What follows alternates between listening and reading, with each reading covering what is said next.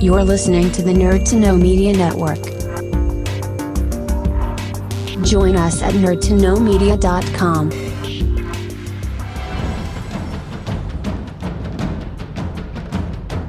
Broadcasting from the Blanchardstown Centre, this is Phoenix FM. This is 92.5 Phoenix FM, community radio for Dublin 15.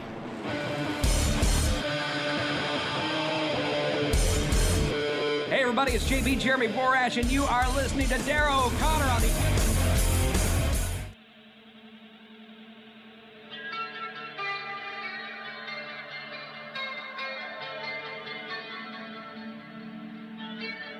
Welcome to the Wrestling Rewind, the only wrestling podcast by fans who don't hate wrestling.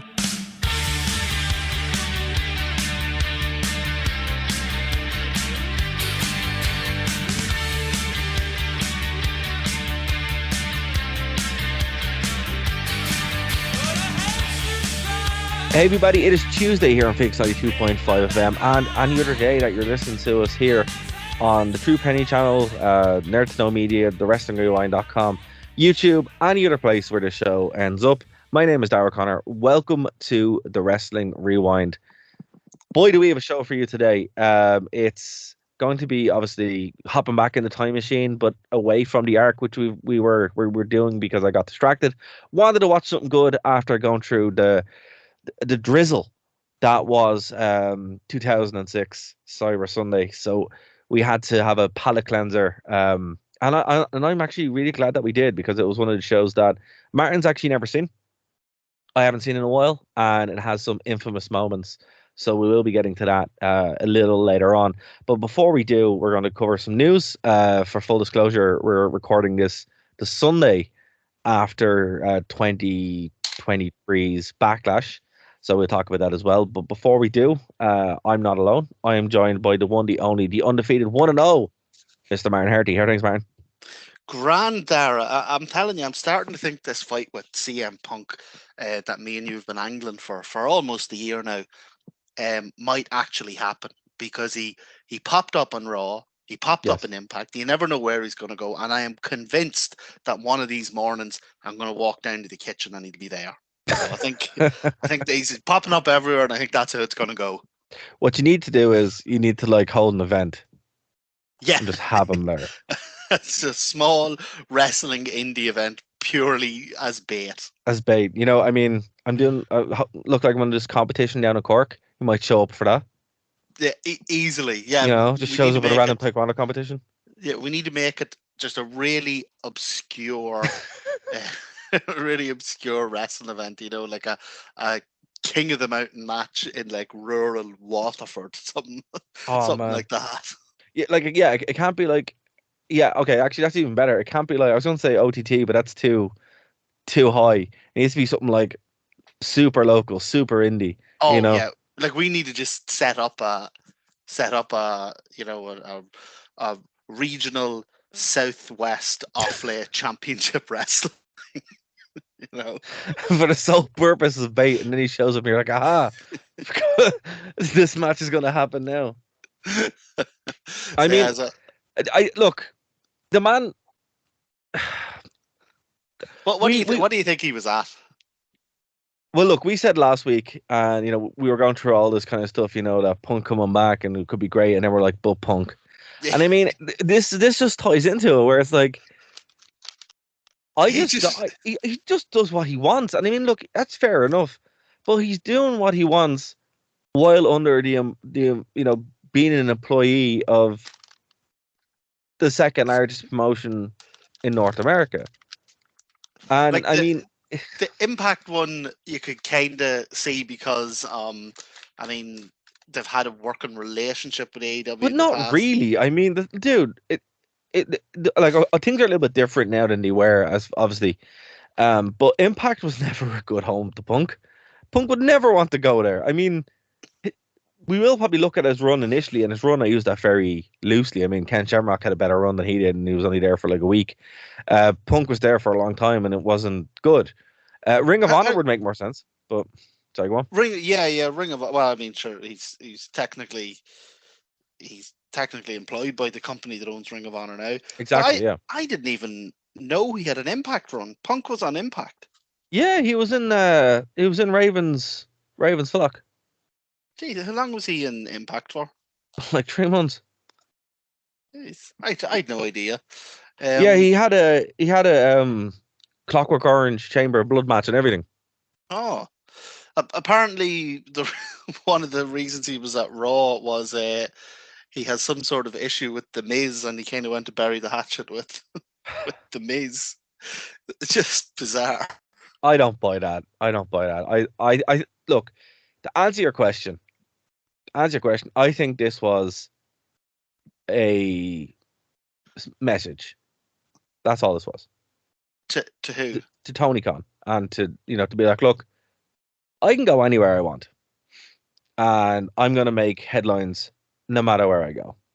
And that's what I think this was. I can go to WWE. Obviously he got kicked out, which was kind of funny.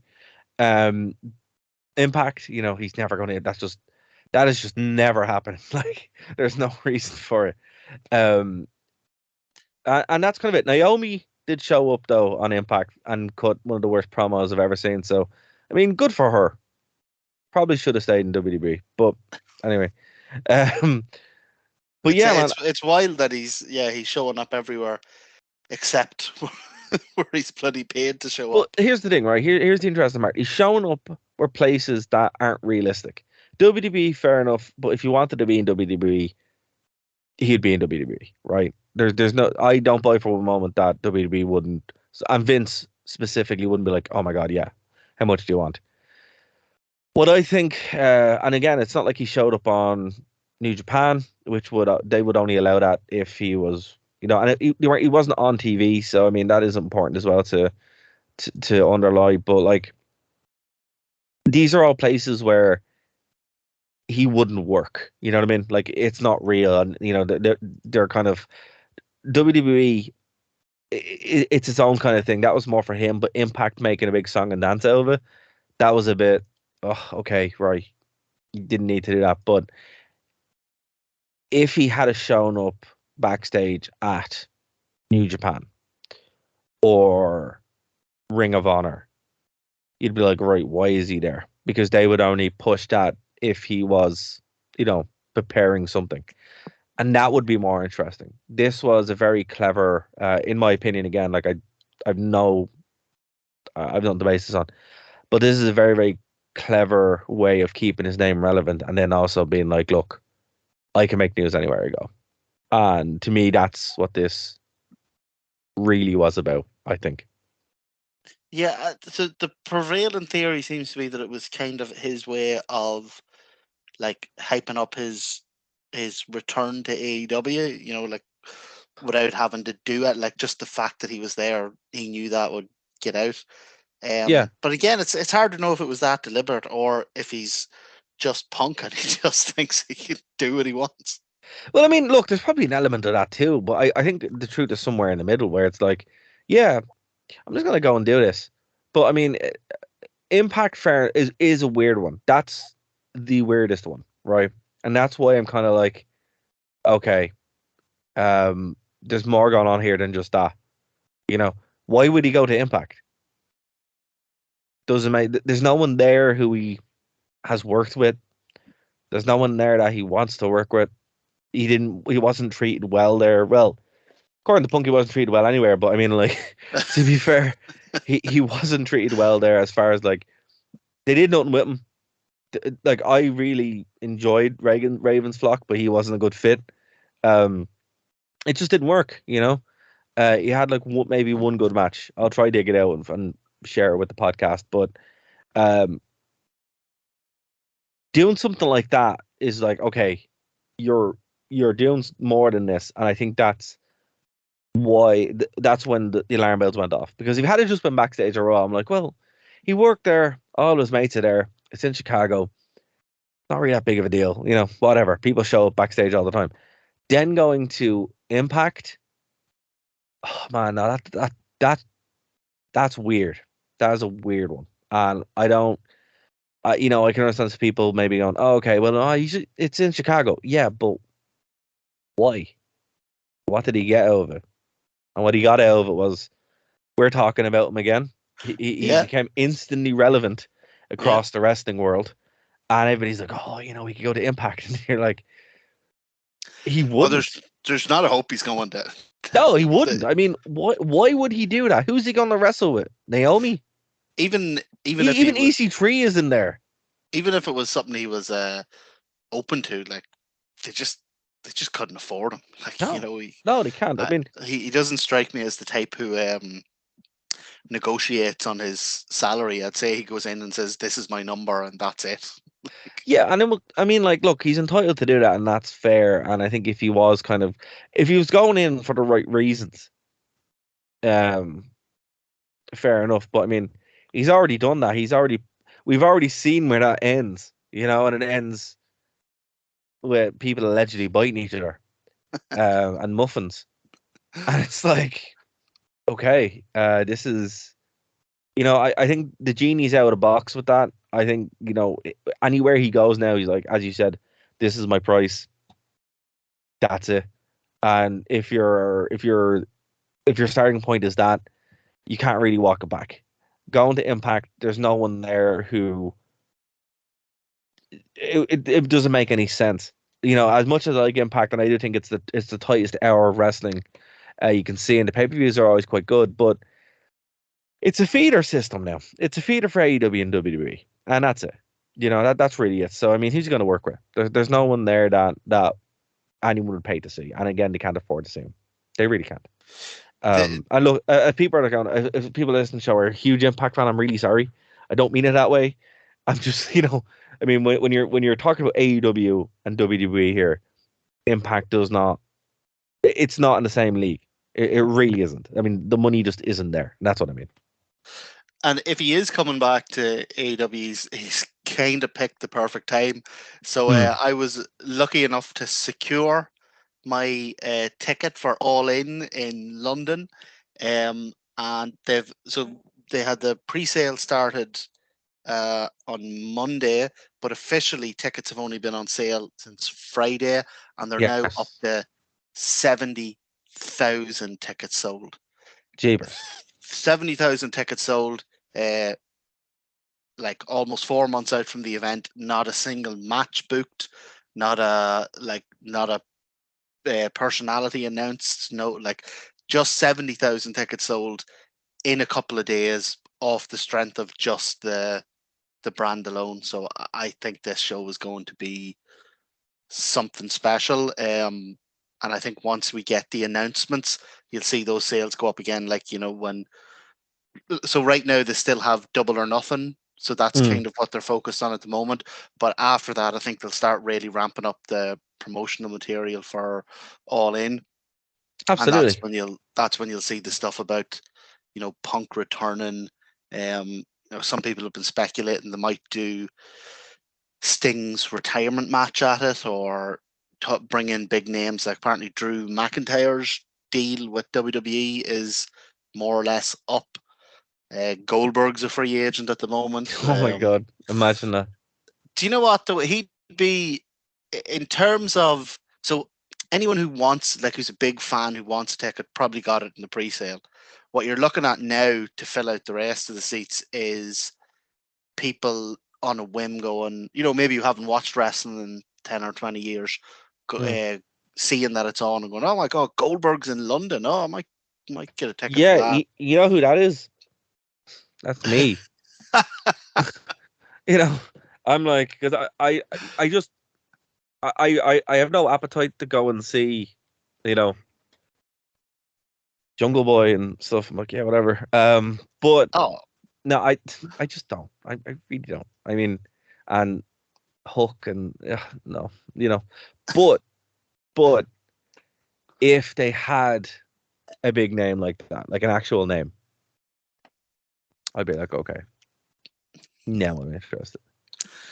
90,000 people singing along to the theme, that'd be although WWE, I think, do you think they own that now? I don't know, because the version they have is slightly. Do you know what? I would say it is pretty easy for them to produce. something similar. You know, all you need is something that Is people Jimmy Hart can- still alive? Get him on. Get him going. Quick, Jimmy. Break out the magic one more time. Was he the one responsible for all the knockoff songs Yeah, in in WCW, he did WCW? all of them. He did Oh all my of them. god! Yeah, he did all of them. Yeah. Yeah. Like, get the studio booted up. He's on like a Windows 95 computer. It's like, come on, here we go.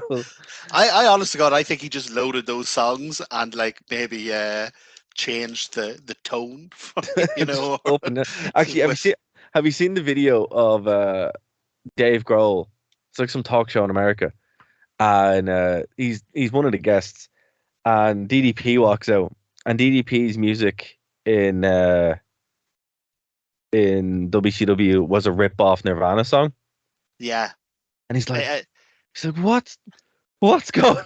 Why is it's he like, using my music? but it's actually like so. It smells like Teen Spirit is down and out. Yeah. No.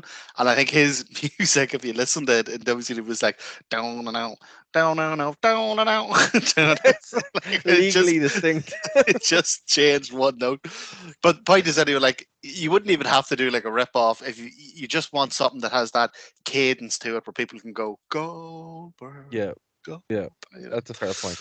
But anyway, I think that's gonna be a big show. I mean, yeah, look, if Punk was announced as, coming back, and if they were doing Sting's retirement, or if they were doing Goldberg or something, yeah, man, I mean, the flight to London is not expensive. Those tickets aren't expensive either, really. And, you're asking about the nosebleeds. I prefer going to shows with nosebleeds because it's like, that's a bit of crack. Everyone has a good time. And 30 quid, although I did actually manage to, so I didn't know that the phone company I'm with is EE. I didn't know that they have a relationship with Wembley.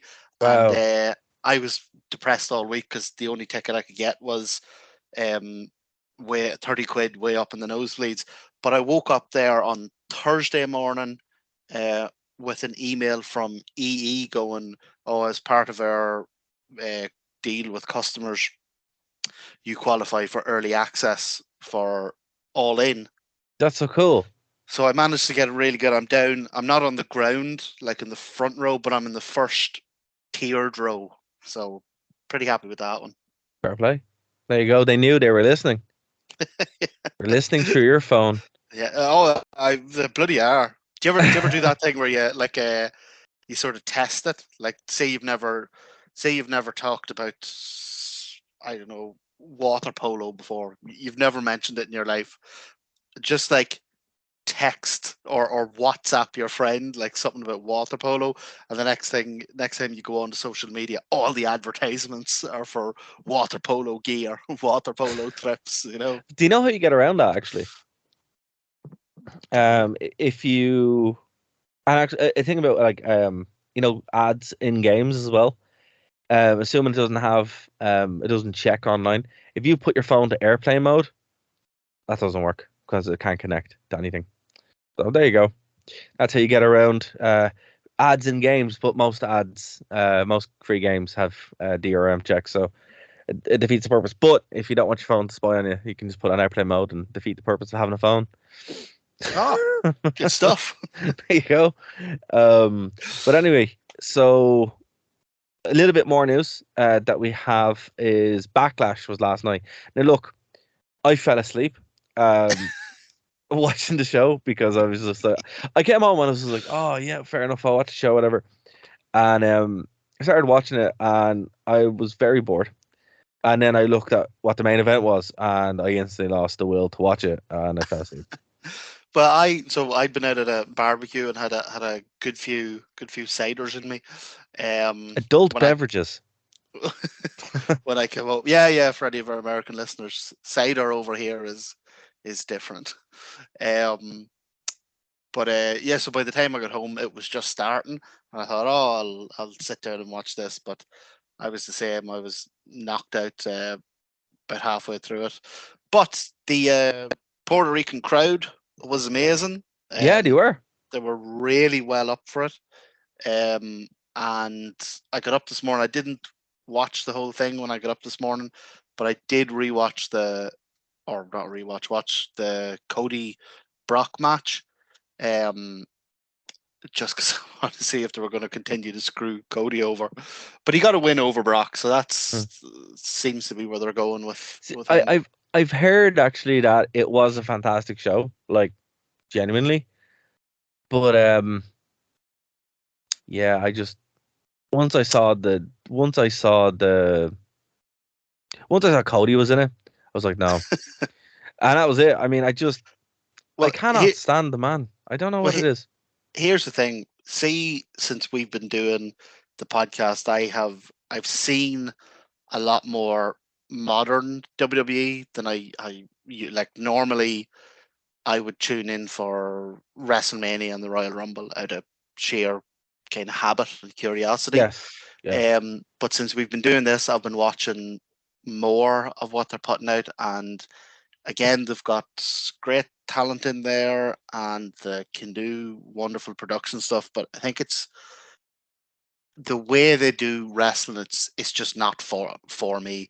So I don't think I'm even able to fairly judge like a modern WWE show, because I just don't like the style of what they do and like the style of production. I don't like. I tell you, like you know what? So I think WWE should be coming to Ireland soon. I don't think it's already. No, I think they're coming in June, and I probably will go see their house show. And a house show is a good kind of barometer just to see if it actually works. You know what I mean? If it actually like works, if it's not just a production thing. Because I actually agree with you. Watching the show now, it's so glossy that it's like, oh, it's too much. You know, it's too much. And that's kind of where I'm struggling with it as well, actually. Yeah, it just doesn't feel very to me. Like big budget productions, like that's all cool and that, but to me, wrestling still has to have I don't know, kind of like a gritty, an edge to it, dingy. Yeah. There has to. It's still, for all the best production in the world, it still has to have that. But look, they're more profitable than they've ever been. I'm fully aware that this is just my personal preference, you know.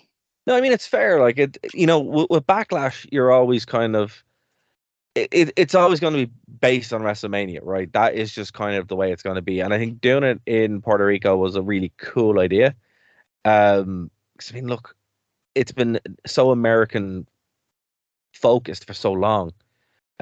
Taking it outside, I mean, that's always good because it guarantees you a whole new crowd.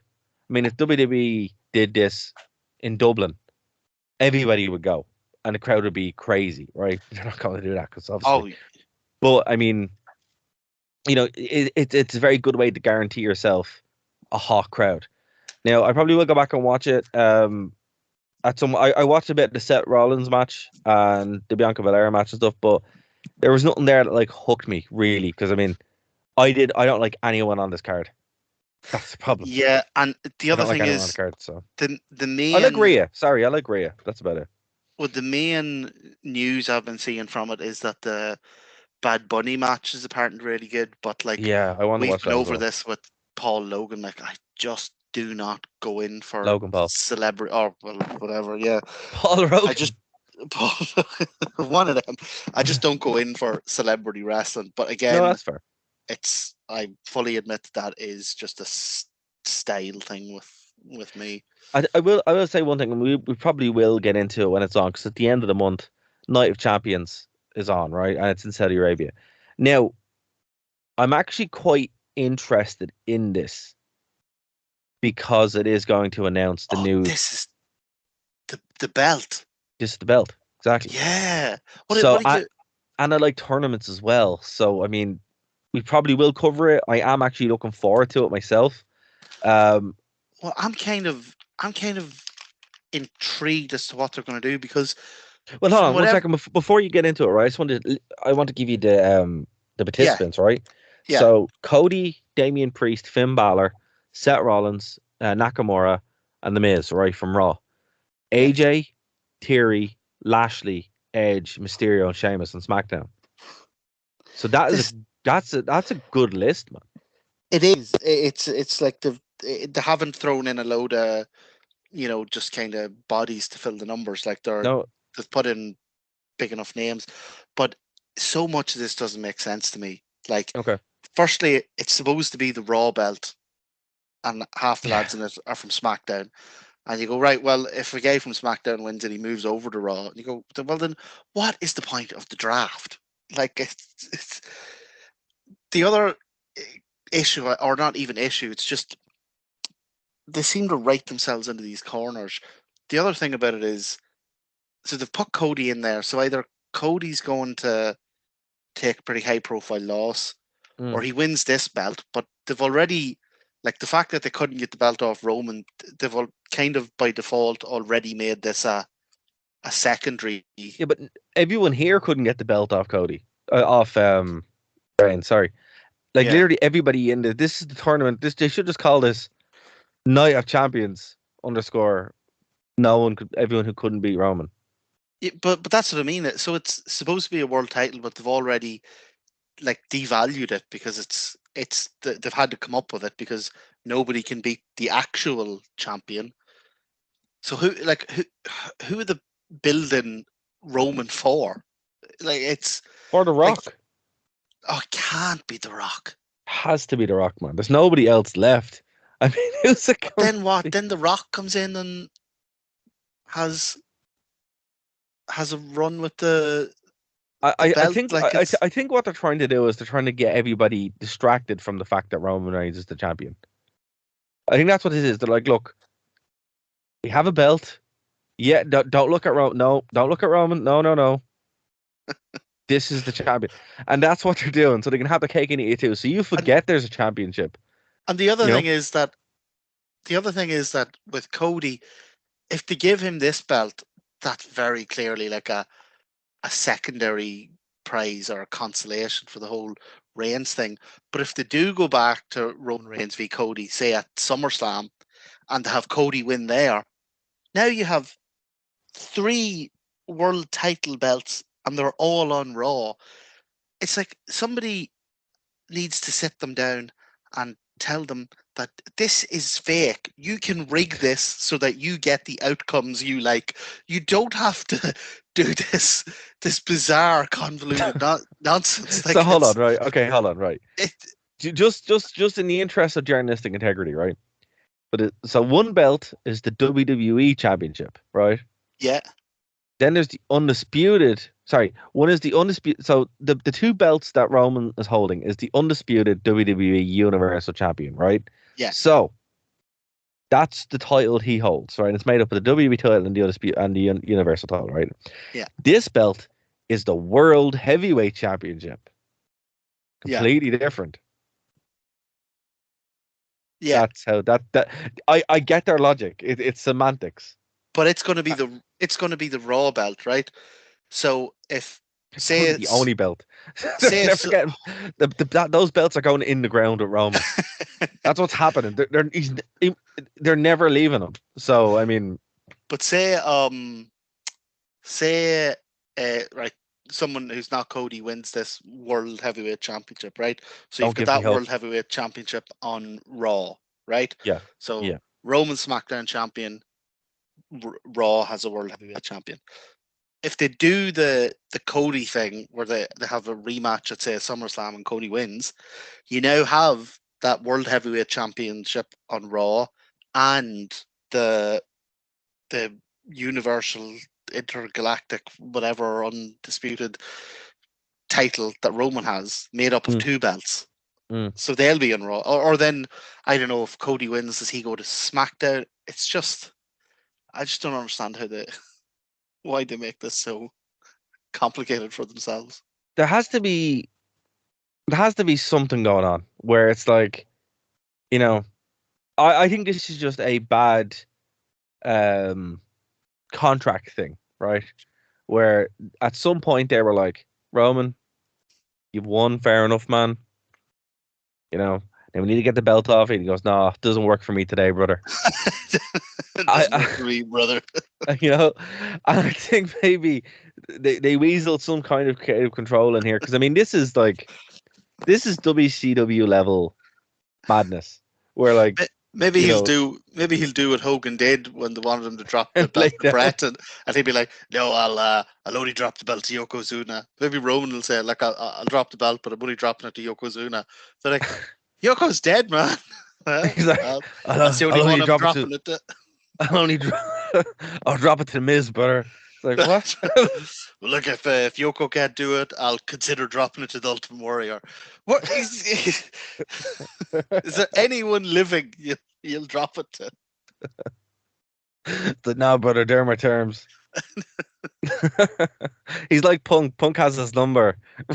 Roman has the people who the list. That's it. Make it happen. Okay, so you're gonna keep these belts like for the foreseeable future. Yeah. Okay. Would you mind at any stage showing up on our wrestling show to defend them? No, it doesn't work for me, brother. I just like carrying him around, brother. Okay. I mean, it's so funny because it is fake, right? So how can he not just be like, we need those back? It's like, okay, when I was on Game of Thrones, right? I got an axe for one of the scenes, right? And I really wanted to keep the axe.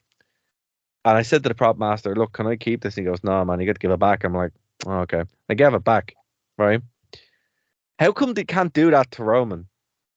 So I need those belts back, Didn't there used to be a rule where like you had to defend it every 30 days or something, and then something, where did that go? Is that just gone? Sure. All the rules over the years, sure. Do you remember winning the Intercontinental title automatically made you the number one contender? Yeah. And then TNA rubbed that rule with the option C cash in. Yeah, like it's the rules are like. I try not to get too wound up about rule stuff in wrestling because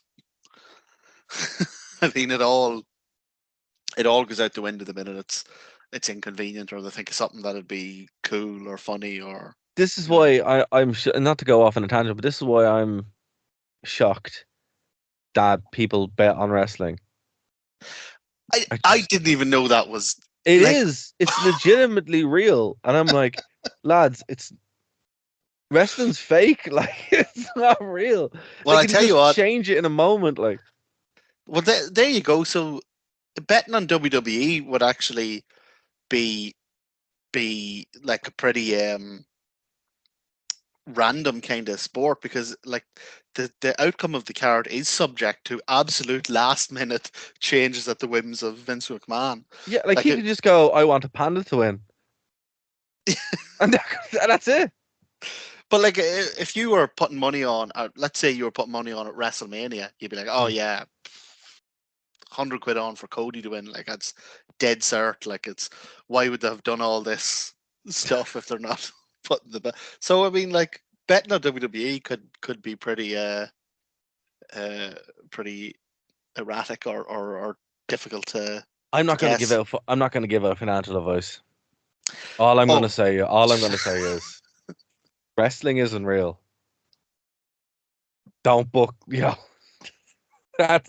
I mean, at least in another sport, all the stuff what he says like, oh, the fight is he took a dive or whatever. In wrestling, that's how it works.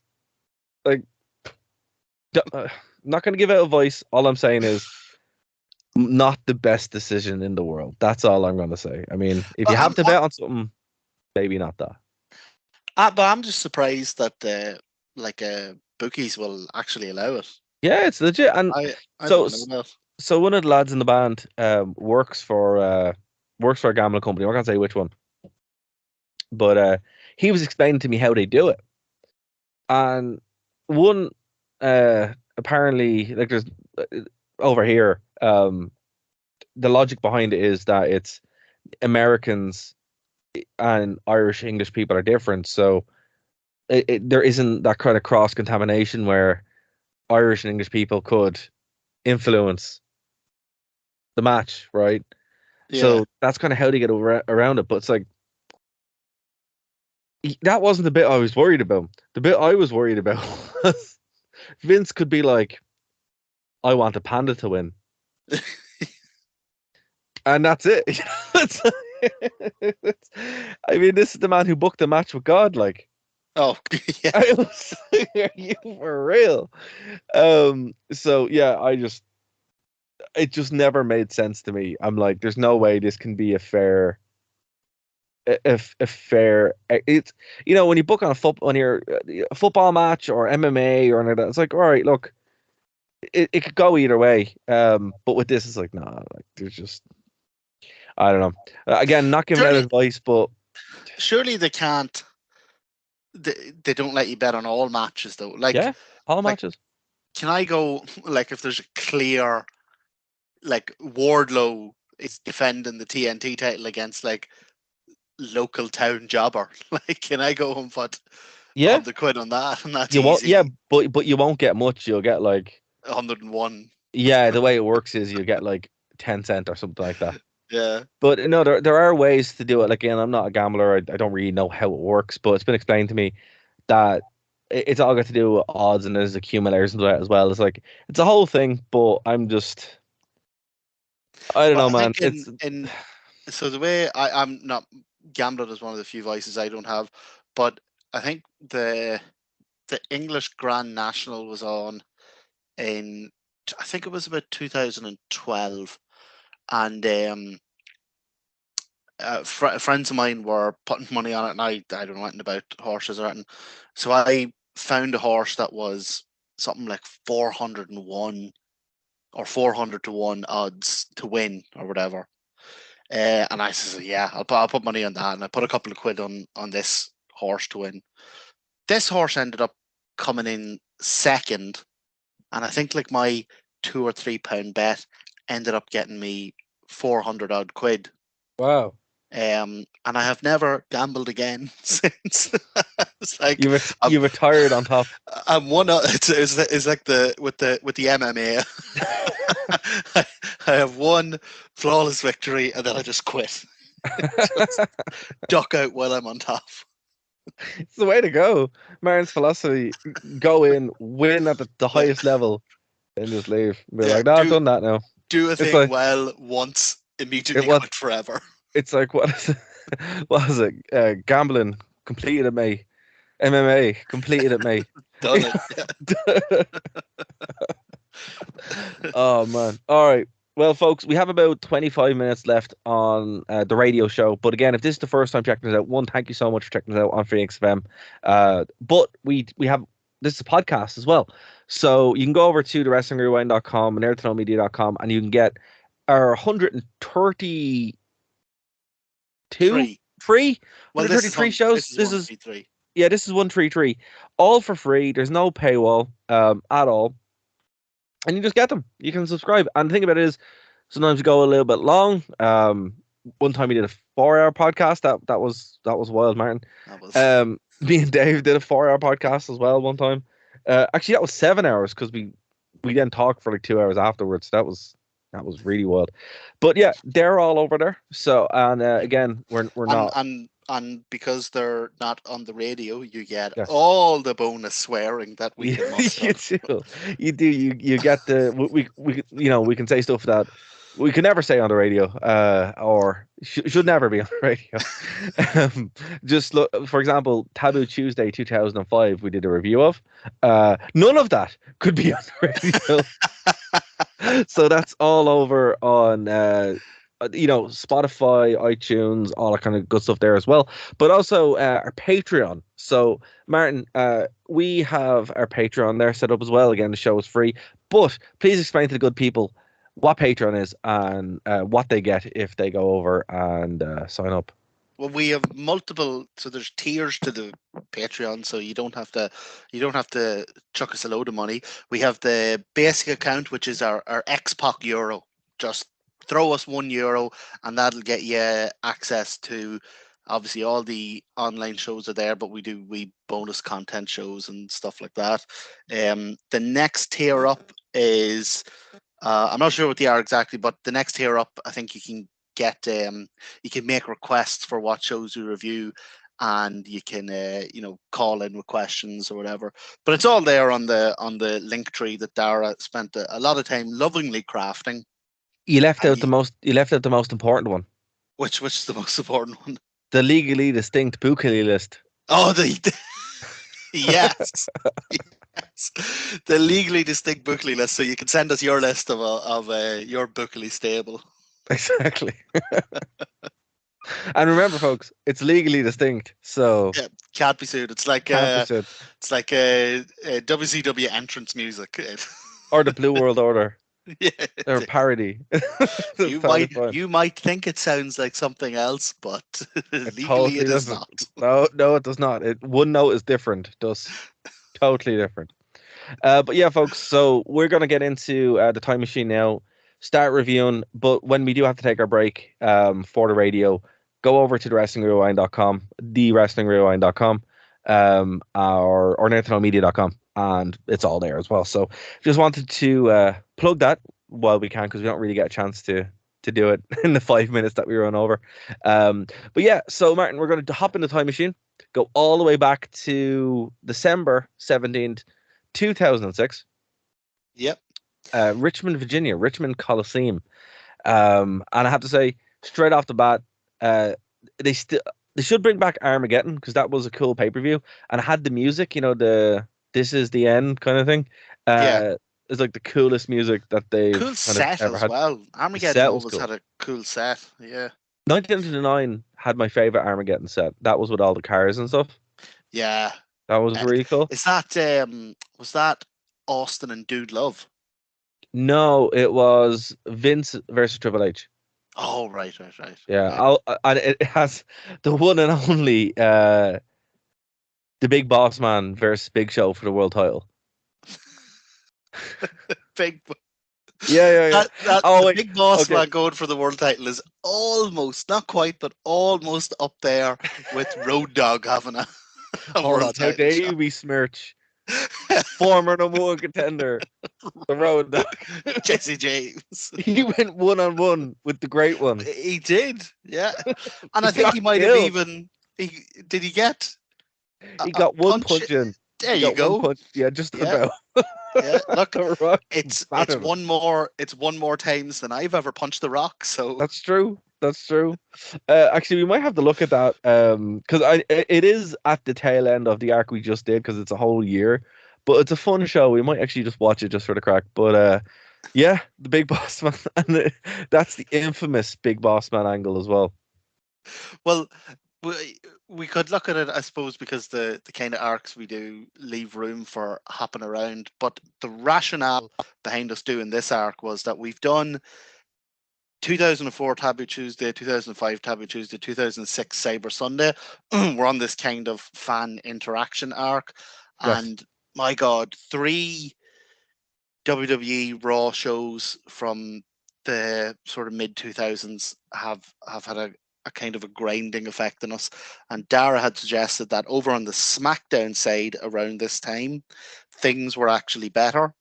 Yeah. So Dara suggested that we look at a pay-per-view from this time period as a kind of a break or a palate cleanser from the SmackDown side. And it just so happens that the pay-per-view after Cyber Sunday 2006 was this Armageddon. Yes, exactly. And thank you for explaining that, Martin. Because like some people are probably like, what's going on? It's like, that's why we couldn't take another terrible Raw show. We'll get back into the piranha tank after this. We will, but we just needed 5 minutes. Yeah, I was like, please, just something decent that isn't like the Highlanders and the rest of the garbage. So yeah, next week we'll look at Cyber Sunday 2007, which actually is a better show. But after last week, it's like, no, we have to jump into something a little bit better. And the thing of it is, I wanted you to see this because I know you weren't watching at this time, and probably some people listening weren't watching at the time. They were completely different shows. Different shows. But this one is like infamous. So I did watch Raw almost exclusively when I went back to watching wrestling, because I didn't really watch SmackDown. Former co-host of the Wrestle Review International Desk, which was the show before this, Gary actually was the SmackDown guy. He'd watch SmackDown and he was always like, look, these shows are great. So go back and watch them. I kind of watched them in my early 20s, mid 20s. And this one specifically is infamous, this show. Not only because it's the return of the Inferno match, but it also has a last ride match. But this stands out for the evisceration of Joey Mercury's face in a ladder match. Oh yeah. Oh my God, that was brutal. So this is the show. If you want just a good time and your name is not Joey Mercury, you're gonna love this show. This show has a lot of really good moments. Has an atrocious main event. Can I just say that? You just stop after Undertaker versus Kennedy because it doesn't get better than that. But yeah, we have a lot to talk about on this. I think it's also the debut of Vladimir Kozlov. He had a dark match against Scotty 2 Hotty and destroyed him in 2 minutes. So, but before we get into it, before we start talking about the show overall, the show had actually a pretty good attendance, just over 8,000, and the buy rate was 239,000. So, a lot more successful than any of the Taboo Tuesdays, and just a squidgen more than Cyber Sunday, but also a lot more successful. Sorry, Martin, one thing. A lot more successful than December to Dismember. Now, you were slightly off. You were slightly off when you said the next pay-per-view was this. It was actually December to Dismember, but I am not jumping out of one Shark Tank into a different Shark Tank. So we're going on to this one. Yeah, and you know what? December to Dismember has been done to death. I mean, if the name alone doesn't send shivers, if it doesn't send shivers up your body, then I don't know what to say. Like, to put it into perspective, the attendance was 5,000 and the buy rate was under 100,000. The thing with December to Dismember as well is that Survivor Series happened on November 26th. December to Dismember happened like a week later on December 3rd. Yeah. And then this show happened on December 17th. Like, to be fair, too many shows. Way too many. Yeah, shows. To be fair, the attendance and the buy rate for this is quite good, considering the fact that it was the third pay-per-view in pretty much a 3-week run of pay-per-views every bloody week. And it's the best one. And also you'd think the best one. I think the fact that the buy rate was so low for December to Dismember probably helped them out, because if you'd seen that, there would be no way in hell you'd be giving WWE any money for another pay-per-view. Well, see, here's the thing. That's why I think they brought out the big guns for this. You know, I think they were like, no, we need to do something because nobody's buying this show, right? So they're like, right, what can we do? We're in a bit of a bind here. MVP, we need to set you on fire. I'm sorry. It's like, listen, man, you're wearing a full bodysuit. You're going on fire.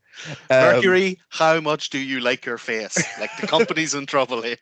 It's like, Mercury, you're not pretty anyway. How do you feel about being less pretty?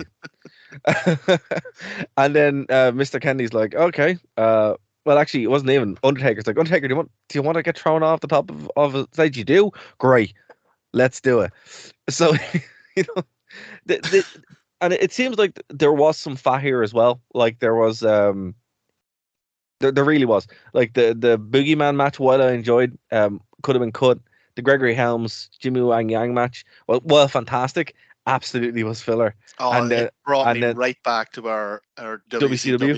Yeah. We'll get into it. But you can see that they were trying to stretch this out as much as they can, but they delivered an awful lot of, quite a good sandwich here. Unfortunately, where this actually falls down, and I want to start with the main event. Yeah, right. No world championship, right? Which is weird. The world championship should always be defended, particularly in one of these shows. John Cena and Batista as a tag team, not a good tag team, not good wrestlers together, separately, worse together, against King Booker and Finlay. Now look, I met Finlay around this time in GameStop on Henry Street, which is gone now, a couple of years ago. Finlay's a lovely guy. I have no interest in ever watching him wrestle outside of WCW. Yeah, I was just going to say that because, man, he had some amazing hard-hitting matches in WCW. Yeah. But once WWE got a hold of him and started all the Leprechaun Shillelagh shtick, Yeah, it just went downhill. But like 12 minutes that you will never get back again Do not watch it. It is bad. And the thing about it is, it's like, it sucks because Cena is the WWE champion on a different show. Yeah. Probably, like you say, pulling out the big names to try and get buys up. But that's what it was. That's 100% what it was. Yeah. But like, I mean, firstly, there was no real stakes to it because it was not on the line. The outcome was never in doubt because it's the two world champions The two face world champions. Yeah, versus Booker T and Fit Finlay. And just the fact that you're having a non-title tag match in the main event, big bang of house show off this. Yeah, no. And I wouldn't mind. The show itself is actually really, really good, except when it's not. And it just feels like a house show. And I mean, like, to be honest with you, though, it is a credit to them because both the Taboo Tuesdays felt like a house show. Like, no, sorry, the first one felt like a WCW show trying their best. The second one felt like a house show. Cyber Sunday felt more like a show, but still kind of it was still ropey. It just kind of collapsed because the talent wasn't there. The talent is here. They're doing good stuff, but then the air is kind of let out of it because it's like, okay, well, obviously we're trying to make you buy the show, but we're also we have these, I don't want to say Z-list celebrities, the kind of C tier, let's say C tier guys, and then they're like, okay, well, what can we do? Inferno match, yeah, go. It's like, okay, Teddy Fair, and it feels like, when you were a kid and you were playing a GM mode on SmackDown versus Raw, and you'd have to beat your show, so you'd just be like, every match is a Hell in a Cell match. You're like, this is not a good way to book a show, but that's, I guess they capture the spirit of it. Yeah, I mean, it kind of. Remember, we used to have issues with some of the WCW pay-per-views like this towards the end. There'd be 10 matches in the show, and 9 of them would be gimmick matches. Yeah. But I was kind of confused by the way they did some of this. So one of the matches, for example, is a tag match for the World Tag Titles, and Teddy Long comes out and he says, "Hey, holla, holla, holla, play, play, play." Oh, does his shtick. I goes, "This is no longer a tag match. This is a ladder match." And in fact, this is no longer a ladder match. This is a 4-way. Like, I don't understand the point of doing that on the night. Surely you do that on Raw before it to hype people up to buy the. Well, see, at the style of the time, WWE never did that. Was the style at the time. At the style at the time. I put an onion on my belt, which was the style at the time. These things changed on the whims of a lunatic billionaire, which was the style at the time. That still is. 20 years later. Still is, yeah. Despite the fact he got kicked out, he just came back. Yeah. And you see now, not to bounce back to the news, but you see now this week they announced that the investigation into him has been dropped. Oh, well. So that's it. He's fully back. He's the Heihachi of the wrestling world. He's more cunning than Heihachi was from the Tekken series. Oh, fair play to him. He's a terrible person, but have still, to. I mean, you know what it is. So in Ireland, right? So for our American listeners, this will probably be lost on you. So in Ireland, something terrible can happen, and your man can rob 6 banks or something like that. But then he'll be like, sure, Jesus, gotta hand it to him. He did it. You're like, but he did all that. And it's like, but Yeah, and that's what this feels like. Royal Rumble 1992 was very good. So I don't mind that he has dozens of sexual assault allegations against him. Of course. But yeah, man, I mean, But he has managed to. So he's had this company where he does whatever he wants. He has managed to sell it for $8 billion or whatever it was. Whatever ridiculous number it was sold for, but also be put in place as the sort of overall CEO of it or whatever his title is. So he sold the company, but still keeps the company. got paid an insane amount of money to sell the company. It's crazy. He's some bio. That's what he is. He's we'd have to wait till we transfer over to the podcast to say it. But you cannot deny the absolute evil genius. Like No, he's you really he's can't. he's You Hank really can't. Scorpion. You really can't. You really can't.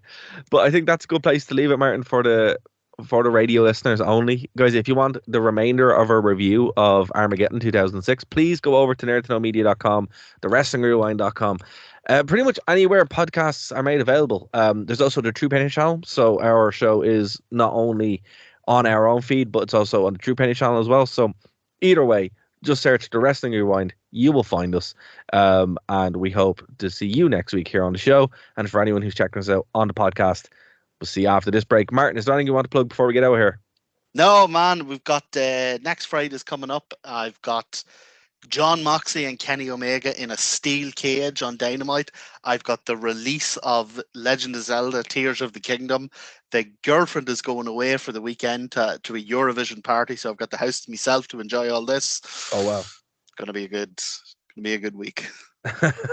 Well, there you go, guys. We'll be back next week here on the radio show to talk about Cyber Sunday 2007. But for everyone else, we'll see you after this break. We're going to talk about Armageddon 2006. See you next week, guys.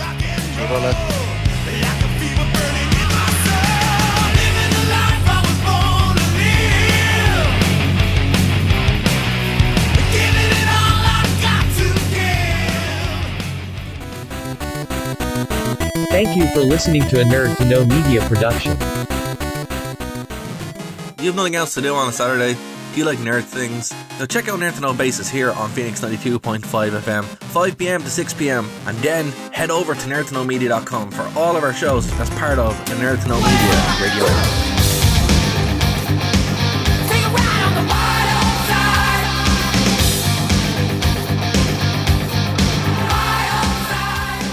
All right, everybody, welcome back to the podcast here on the WrestlingRewind.com, Nerd to Know Media, and of course the True Penny channel.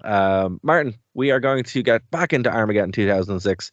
Back into Armageddon, but before we do, the term is Q-Tour. Q-Tour. This man is a Q-Tour. I just couldn't use it on the radio, but he is the definition of a Q-Tour. Oh, absolutely. I mean, he just is. It's just unbelievable. It really is. Like, how did you do this? We should clarify for any of American listeners. Q-Tour doesn't mean that he is a pretty prostitute. It means, it means that he's very clever, very crafty, but ultimately bad person. It's a Slovene, a devil, all these kind of things. You know, there's like a Hallian.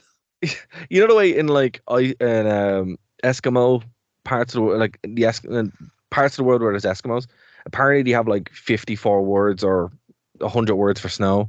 Irish people have like gansy loads of words for like horrible people, really dodgy, really dodgy people. And it's just like, yeah, you know what? Maybe we should look into why that is the case. It's like a problem. It's almost like we have a word for each individual dodgy person in the country.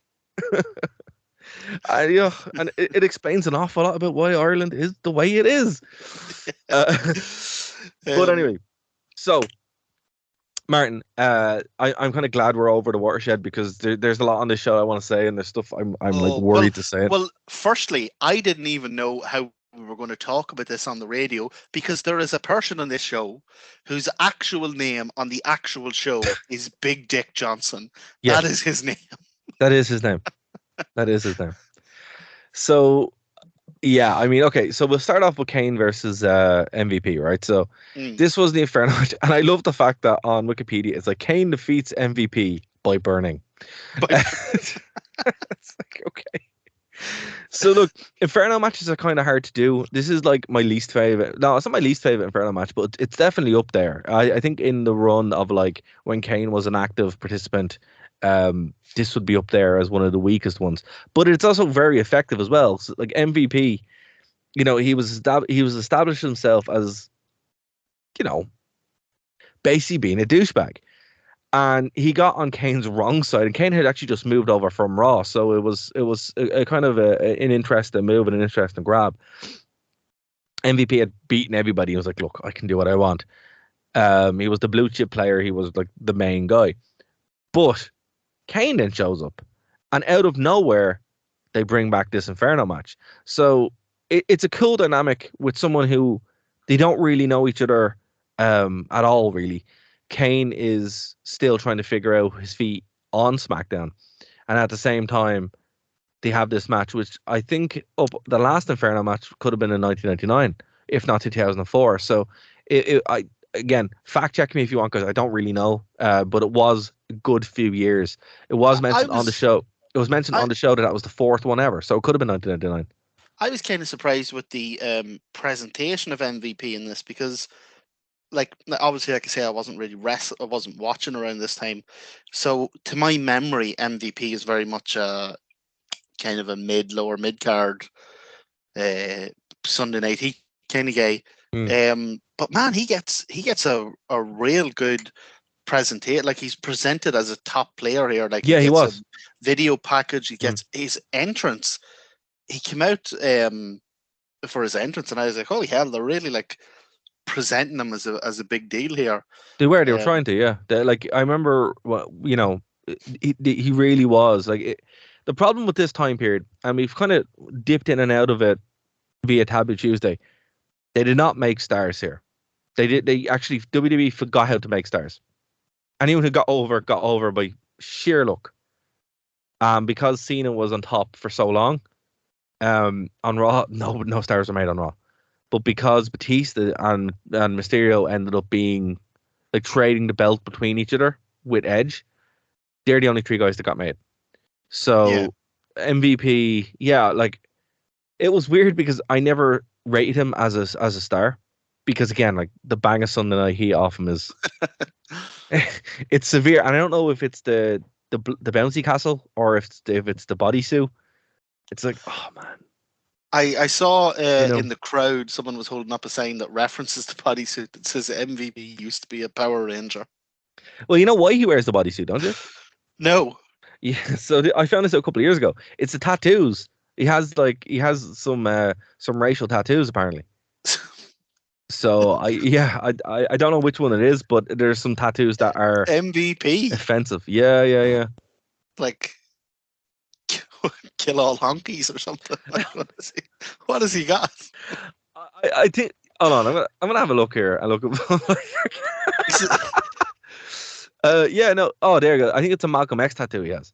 So he's 7 tattoos. Yeah. Oh, that's I like Malcolm X. I'd be well up for a Malcolm X tattoo. Yeah, but I mean, it's, not great for TV at the time. No, WWF, of course, famously had, who was it? The Godwins, who had visible SS tattoos. But can't have Malcolm X. Yeah, so there. That's why he has the bodysuit, and he just kind of owned it. It just became his thing. Yeah, so look at it sets him out. Yeah, it's just so the bodysuit isn't too bad, to be fair. It's the bouncy castle. Yeah, I was like, this is an 8-year-old's birthday party, like, it just looks so silly. It's like, what were you doing? Oh, sorry, it's a Ludwig Borga had visible SS tattoo. Oh my god. Oh well. Holy hell. Oh my god, that's something else. In terms of the match, I mean, actually, hold on a second. So he walked into a place and he's like, listen, this is what I want. And the guy just did it. I can't believe that. Don't be silly, people. Like, it's there for your whole life. Think about it before you do it. I'd say you have to go to a very specific kind of tattoo. What, prison? Yeah, it might be an old ink and a rusty kitchen knife job. But in terms of the match itself, look, Inferno matches are tough. You don't want to actually get burned. Yeah. So you're kind of dancing around it, and also he was in there with Kane. So, but it was okay. What saved it was that the actual burning at the end is really impressive. Yeah. The balls on MVP. Like, this isn't a case of Kane in his full bodysuit and mask letting, his covered arm briefly go on fire. Like MVP's in his outfit, he gets hauled back onto the flames. His whole Yeah. back goes Yeah. up in flames, Yeah. and even then, he like stumbles around the ring and flails down the aisle before collapsing, and then they put him out. Like, I hope he got a hell of a payday for that. I wouldn't do it. I'll be honest with you. I'd be like, no. You know, it's like, so yeah, the balls on him really to do it is. So 2 weeks something ago was December to Dismember, and this show should have been called December to Disfigure.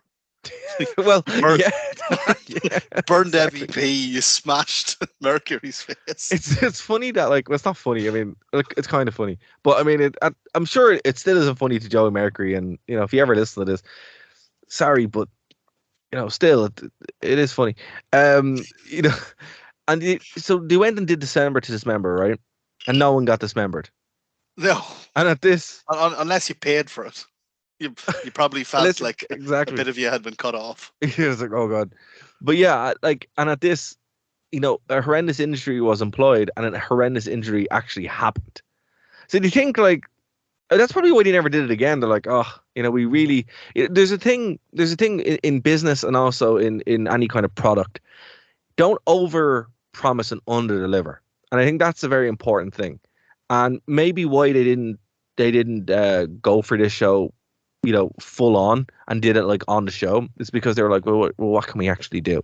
What do we have available to us? Because I mean, this opened up. I know. I swear we're not making these puns, guys. They are just kind of the way they are. The crowd was hot. It really wanted the Inferno match. You know, people, because it's a completely different type of match to actually because when you're watching a show and you're like, okay, whatever. As soon as you see the fire, even if the match it's itself, visually impressive, like even if the match itself isn't great, you're still like, whoa. like sometimes they used to do really cool things with them, where like every time there was like a big body slam, where someone would make impact with the ring, the fire would do like a would like jump up a bit. That's what AEW should do, an Inferno match. Well, actually, it's one of those things that modern fans would tune into just to see how the hell are they going to do it? Like pure curiosity, not even necessarily for the story the match is telling or the outcome of the match, but just to see how on earth are they going to do this.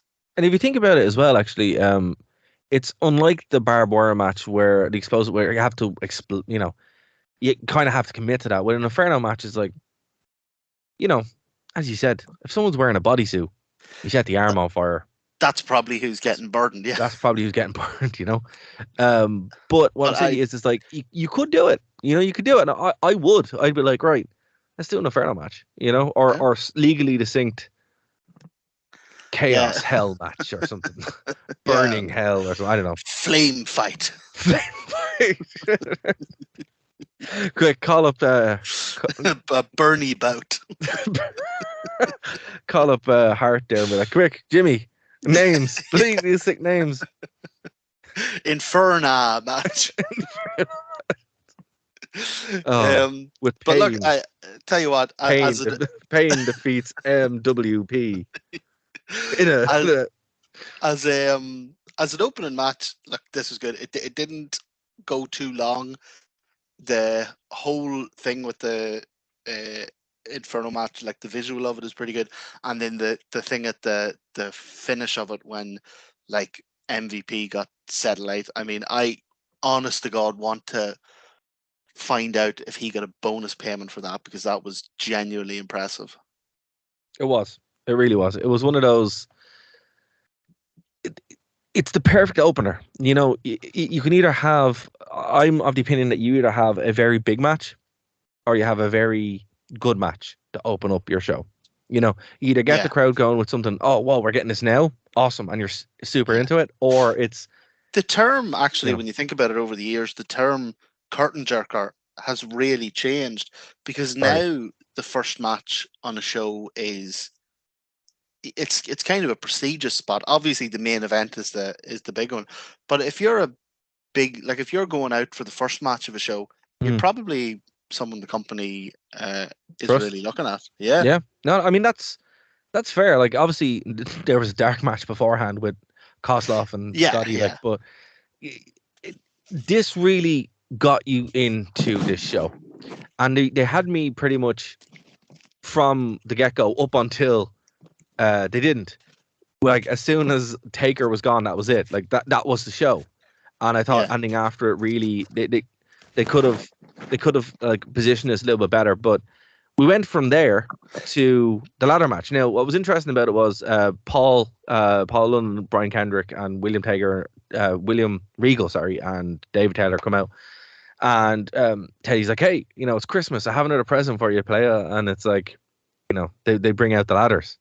And then he announced Eminem, who had actually just reformed. They weren't a team at that time. They'd reformed the week before, the week before on December to December, and the Hardys weren't on the same show either. So that was really cool. Now, again, Yeah. I agree with you. They probably should have announced that because they didn't. They actually announced that match in December to December. So, I mean, that made sense. But doing this the way they did it was very weird. Now, I did some digging to actually find out some information about this.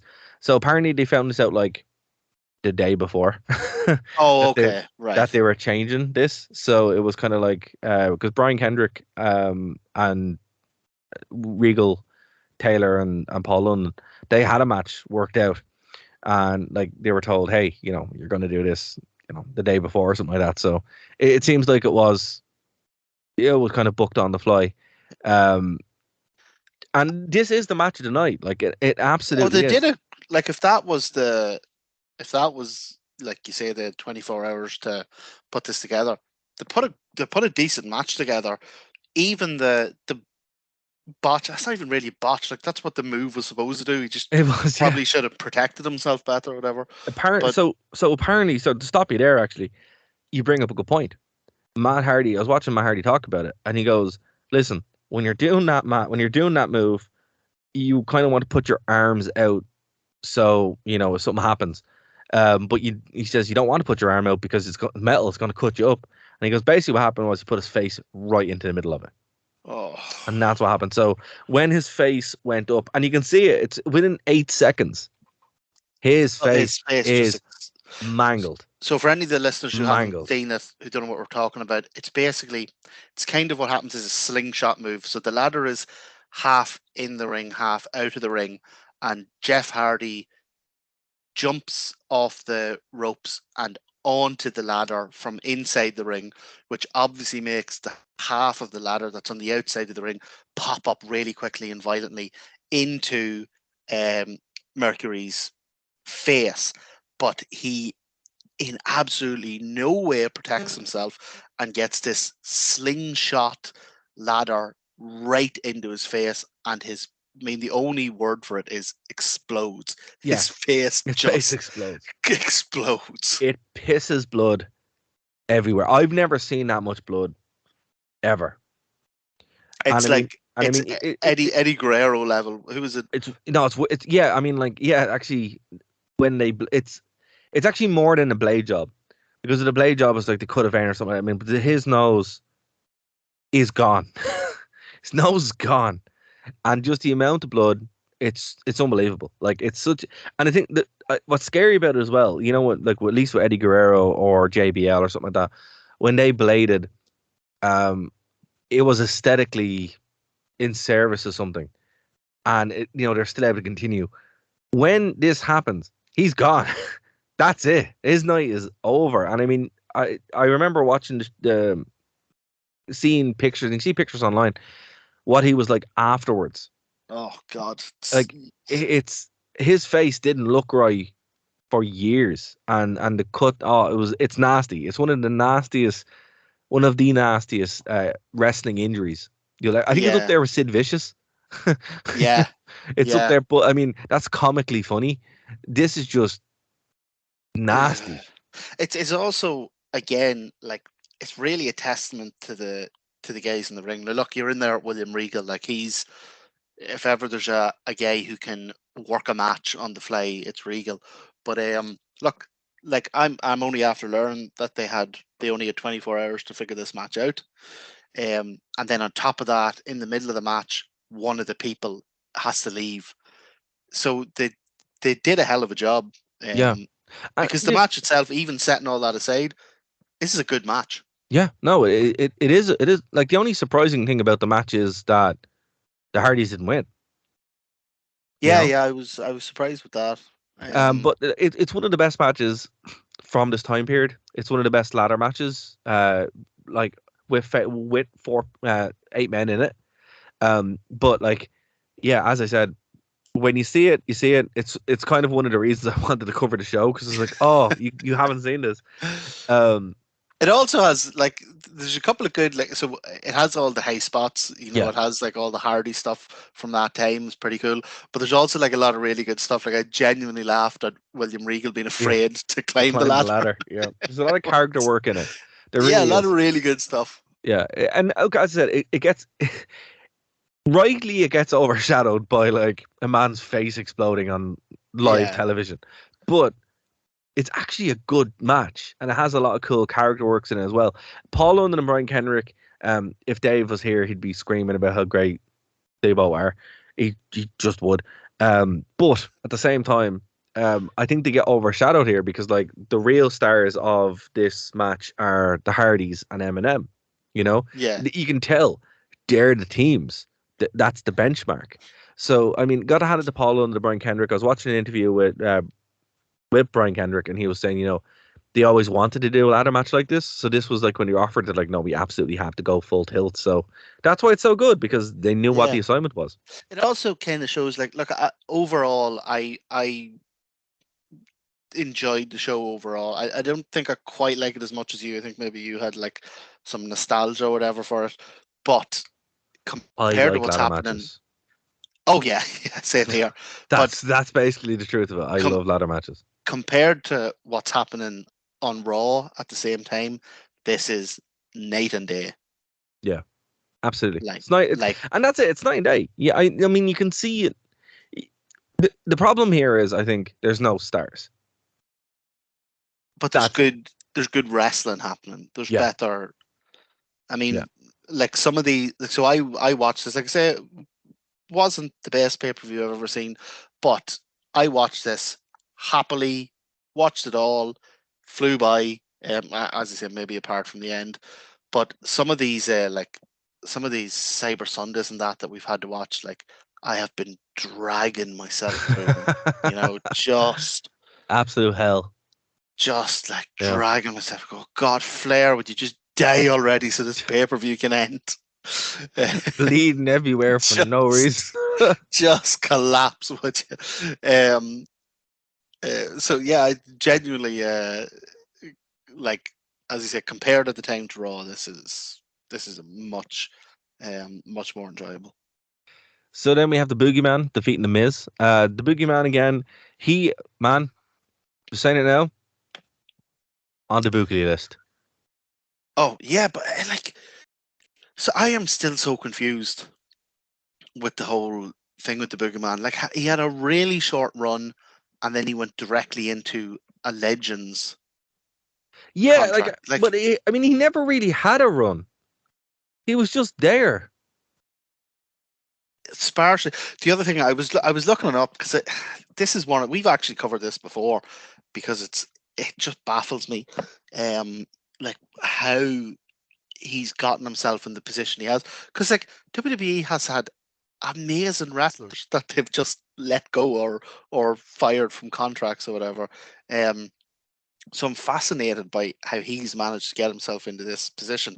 I'm convinced he has pictures of Vince and Shawn Michaels in bed or something. But he also eats worms. Well, that's the other thing. So when I was trying to find out, sorry, hold on. I just registered me what you said.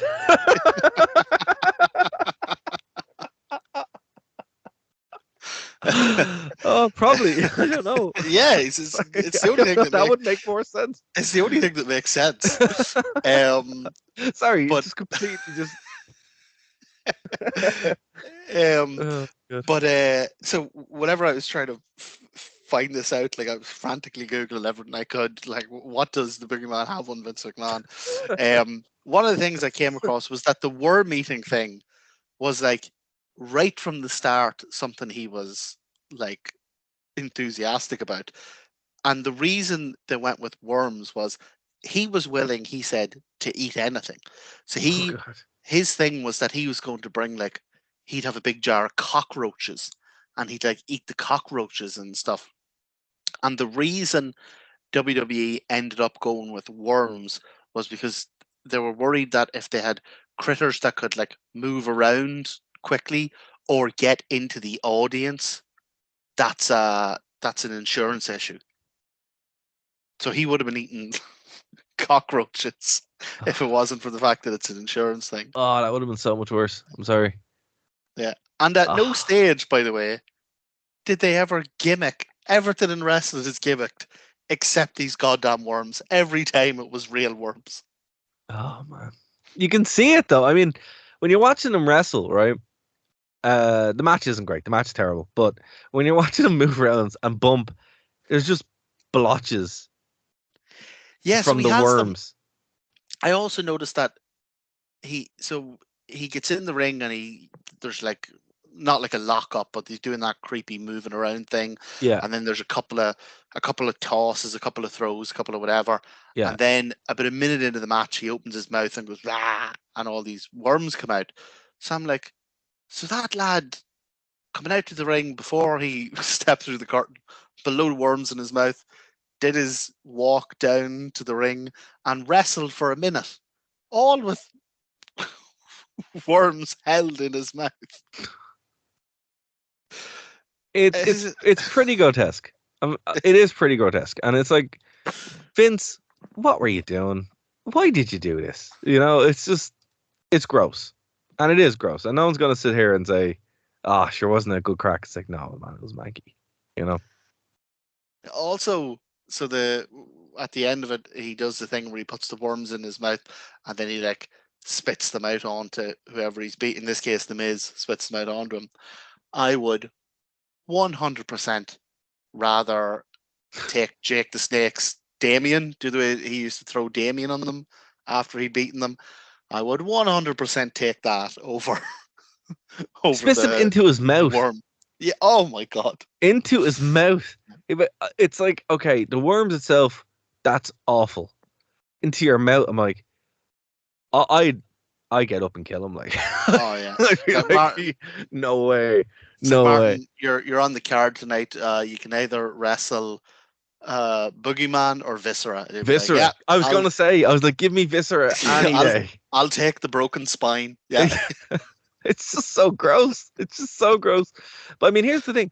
That's probably what it was. He was willing to go out and do it. And I mean, look, fair play to the Miz. The Miz was probably the same. He's like, oh, you know, I have to go and do this. And it's so.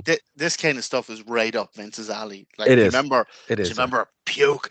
He's gonna puke. Puke. Vince loves this stuff. Oh, it's so gross, though. I wouldn't mind.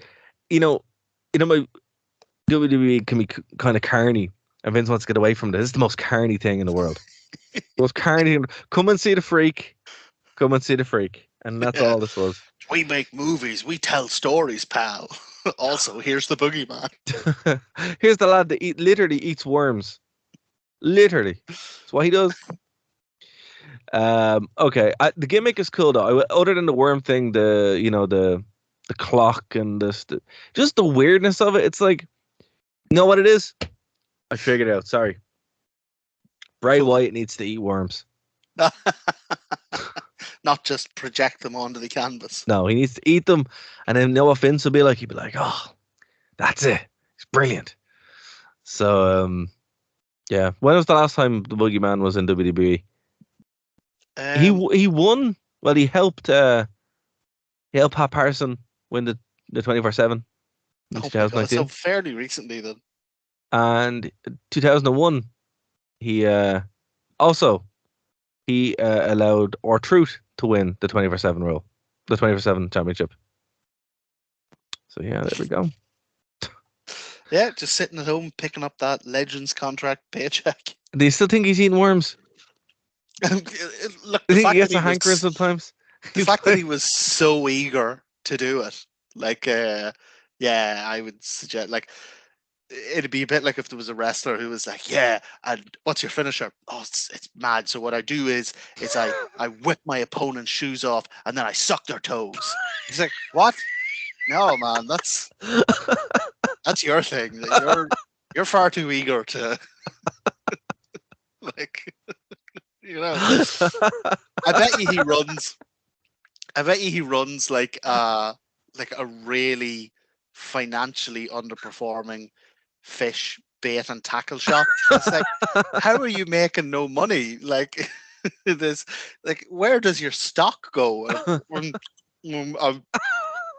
sorry, I've no idea. Like I just guess there are a lot of fishermen in the area. All you sell are worms. There's nothing else here. It's the only thing keeping his fish bait and tackle shop afloat is his Legends contract, his Legends paycheck that comes in every month. You know what else as well, right? So every time he shows up, they probably have to have a wrangler for the worms.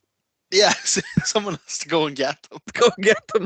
And like, someone to look after them. It's just, the overhead and that's incredible. Production is coming in. There's a good Boogeyman match tonight, and he goes, "Oh, all right, we need to send one of the runners out, go and find like a tackle shop or something, and get us a big box of worms." And the Boogeyman's like, "Rory, you're fine. I have some here. I brought them from home. It's grand. Yeah, I wanted a snack on the plane anyway. So, oh my god. Oh, fair play to him. Fair play to him. I guess. Like he's gotten himself into a comfortable position in life. He can enjoy his worms in peace. Do what he wants and gets paid to do very little. So the next match is deleted. Who defeated Chavo Guerrero for the United States Championship? And it's funny. Go on. It's funny because when you're watching on the network, it's like Chavo Guerrero challenges for the US Championship. It's like, against who? It was he against, and it was like at one point when I was watching the show, I was like, "Oh, this is Chris Benoit's last Armageddon." I'm like, "Oh god, that's so dark." Every time you're watching them, you're like, "Oh, you're getting close to the murders," and you're like, "Oh, I hate that this is the first thing I think about." Every time he shows up. So this was December 2006. Yeah, and then the murder suicide happened in June 2007. Yeah, just before night, literally like the day before Night Champions. It's like 6 months later. Yeah. Look, I mean, setting all that aside, Benoit is one of my favorite wrestlers. Like he can, he can usually get me into anything. This match, I was surprised because Chris Benoit and Chavo Guerrero, like there's another great WCW match that on this card. But I think it might be. I think the reason I couldn't fully get into this one was because we had an Inferno match where a man got set on fire. We had a 8-man tag team match turn into an 8-man ladder match where a guy's head exploded, and then we had the Boogeyman coming out and wrestling while he had lunch, and like. We're 4 matches in now and you're just primed for absolute nonsense, and then 2 guys come out and have like a pretty decent wrestling match, and it just kind of, you're like, oh no, hold on, I've sat through the first 3 matches, so now I'm fully bought into nonsense sports entertainment. It's like, where's the worms, damn it? Where's the worms? This wrestling. Yeah, and I mean that's exactly the same. It's funny because you can actually say the exact same thing about the next match. Then Gregory Helms versus Jimmy Wang Yang. Phenomenal WCW match. Like good WCW match from and I think both these matches were in WCW.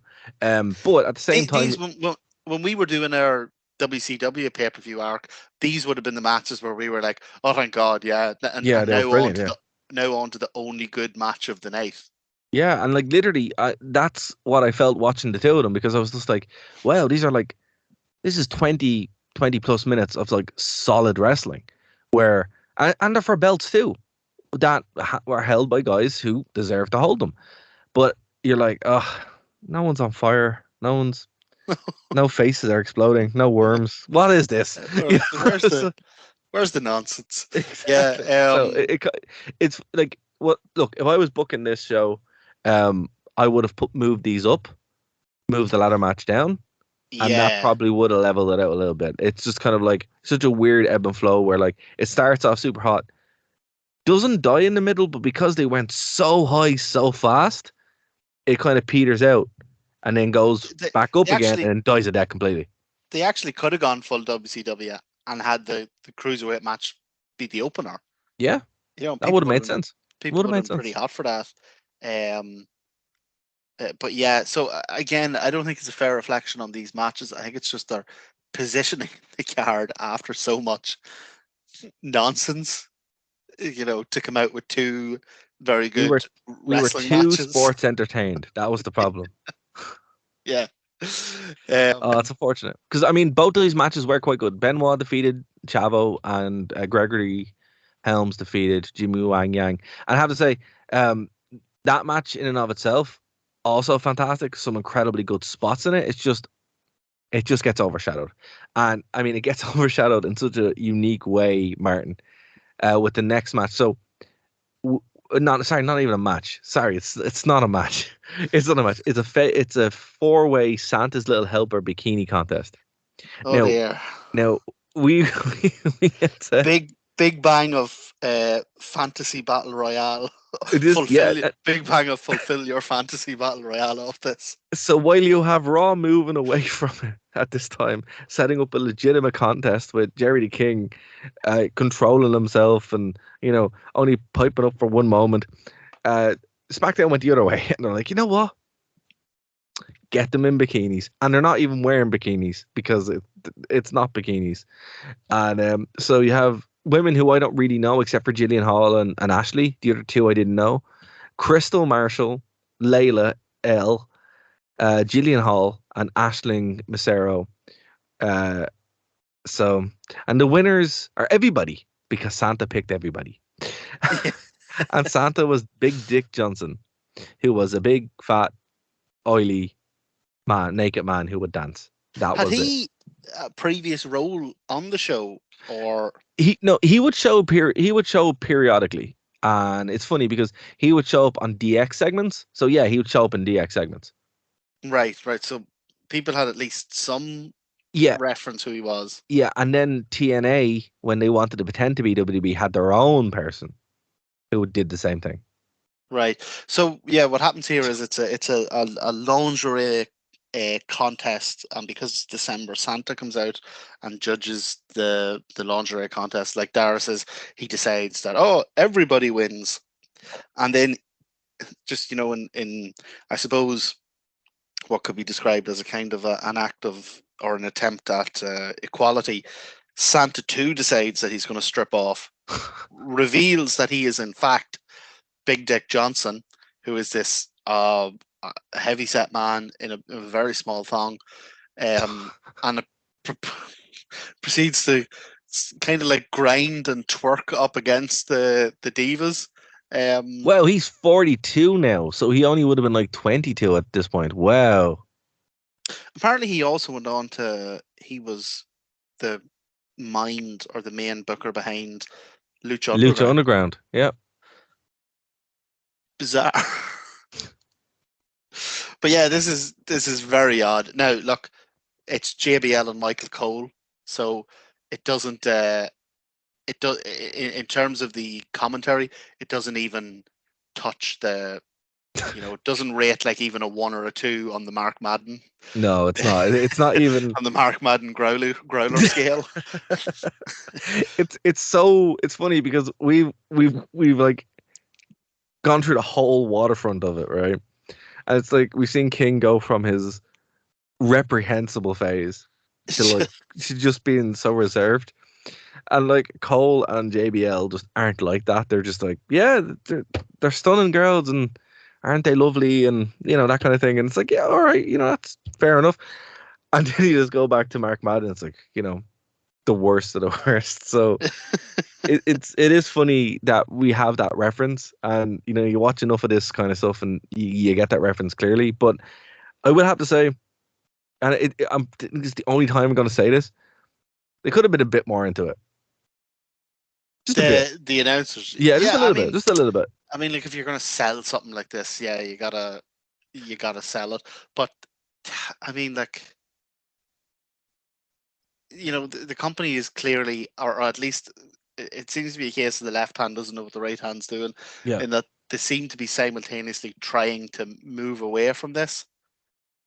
Well, see, but again, sure, look, like you were saying earlier, this card was so loaded with gimmicks and nonsense because they were just desperate for anyone to buy the pay-per-view. These girls actually couldn't wrestle. That's the problem. None of these were actually workers. You know, none of them. None of them. No. I know Crystal went over to TNA and she wasn't great. Layla is Layla. You know, she would become Layla properly. You know, with the tag team with Triple H, Undertaker's wife. Jillian Hall. Ashley seemed fairly over. Who did she go on? Okay, so Jillian Hall is Jillian Hall. Her best known is that she was making fun of Brooke Hogan.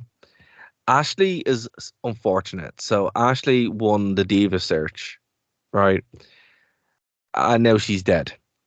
Oh Jesus! So yeah, she had her last match in 2008. I think, yeah, it was 2008. And yeah, now unfortunately she's dead. She passed away. She did a brief independent circuit in 2017, but she died in 2019, age 39. So R.I.P. Oh my God! What do you know? What happened to her? Let me find out. Oh, it was suicide. Jesus. Oh whoa, that's dark. I didn't know that. That's horrendous. Oh yeah, I didn't know that, guys. That got dark quick. Yeah, TMC at the time of her death, some news outlets citing the website TMC stated Macero's death as suicide. I did not know that. No, that's horrendous. Jeez. Yeah. Again, because I didn't know who she was, but she was the one who was most over with the crowd. And here's the thing: I'll be honest with you, as a kid, she was the one who I was most intrigued by. Not only because she was stunning, but also because she had some sort of a character, and she seemed to actually. She was wearing a backwards hat. She was cool. I will give her that as well. It's just unfortunate because I mean I think they could have done a lot with her. And I think they did, but again, as I said at the beginning of the show, they did not make stars during this period. There's nobody from this time who I would point to and go, yeah, they were made during there. There's just not. I mean, Edge is the closest one that you'd get to, but I mean, Edge was already a star, kind of going into. God. You know. So apparently, after she left the company because she claimed she'd been subject to, she testified under oath that she'd been subject to multiple sexual assaults while working for WWE. No way. WWE had forced her not to go public with her allegations. Wow, this is apparently, yeah, I don't know. That's, well, there we go. That's dark, guys. That's dark. I was just about to say that's a Dark Side of the Ring episode that I think we'll see eventually, probably. Will we? I thought that was one of the other things I meant to bring up on news. Has Vice gone under? Is Vice gone? Oh, Vice is gone, yeah, but somebody will pick that up. Somebody will pick that up. That's too successful. Yeah. Just the Dark Side of the Ring. Yeah. I think that's it's way too successful. Like I wouldn't be surprised if that ends up on Netflix or something. Yeah. So moving away from that kind of bummer, really. I'm sorry, folks. No, it's okay. We didn't intend that. No, we didn't. As you can tell, that was genuine curiosity, just because she was so over with the crowd. I had no idea who she was. I knew she died. I didn't realize it was under those circumstances. But yikes. Again, you know what? So I'm gonna okay. You know what sucks about wrestling? That hasn't happened in a long time, thank God, and doesn't really happen anymore. That. Yeah. What happened to such and such? Oh, they're dead from something horrible. You know, thankfully that doesn't happen anymore that much. Because for a long time, as a wrestling fan, man, you know this as well. Oh, such and such has died. well, you know. So Yeah. I'm glad it doesn't happen anymore. As much as we make fun of current product, guess what? In a couple of years, they won't just die at like 39. So Yeah, I mean there was a genuinely depressing period there around the 2000s of big names from the 80s, yeah, 80s just dropping just dead. Yeah, dead at like 47, dead yeah, at 52, and it was, yeah. yeah, it's pretty depressing. Yeah, it never should have happened. It was just the nature of the business, and thank God the business doesn't have that nature anymore. So that's Yeah. we leave that there. But the next match, Undertaker defeated Mr. Kennedy in a last ride match. Kennedy. Now, that's actually I was going to ask you that. Do you know who Mr. Kennedy is? Were you watching? Did you catch up? Because I mean, he was in there. He was like the most over guy in the world, and then he was gone. I'll tell you why in a second. But is this your Yeah, first time seeing him? no. I've seen some Mr. Kennedy matches before. I'm broadly familiar with the story about what happened. Mm, He was supposed to be the next big thing, and then yeah, was it Randy Orton he got on the wrong side of? it was, and then Cena went in and fully got him fired. So, Mr. Kennedy, also known as Mr. Anderson in TNA, where he wrestled for a long period of time, as Mr. Anderson, uh, which was, it was quite good. I really enjoyed the Mr. Anderson character. I'm not going to lie. He had the whole "I'm an asshole" and Anderson's assholes. It was swear that is not a joke. That's what he called himself. Um, and then he had a whole feud with Jeff Hardy. I'll try and pick some good things. We might do a TNA run soon. But Yeah, I'd be up for that. so basically, what happened was Mr. Kennedy was like the biggest star in WWE for a while. As I said, he didn't make stars, and again, this is why. So they made him. He was super over. He was going to be the next big guy. He hurt himself initially. He was very injury prone. He hurt himself after winning the Money in the Bank. Edge won it, took a spot. But then what really did him in, he had just come back, literally from that injury. Was in a 10-man match, I think, on Raw. Hurt, like whatever he slammed Randy Orton. Randy Orton hurt his collarbone, and Randy had broken his collarbone like 3 or 4 times at this point.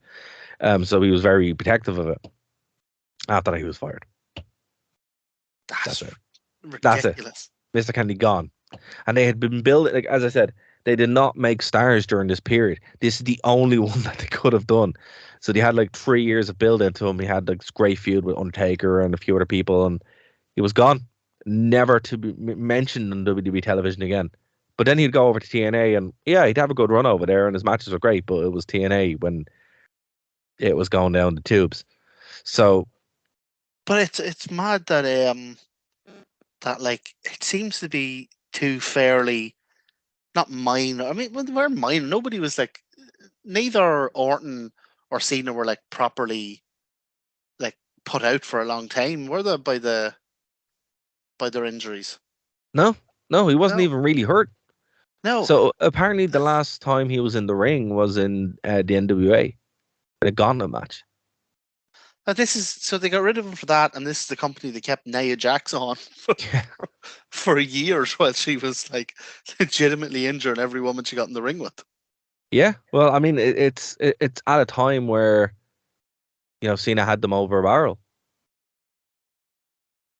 Oh my god, that's It was, and there's a lot to it there as well. I mean, there's a lot of back and forward of what's going on, but apparently he was the one that was like, no, that's it, you're done.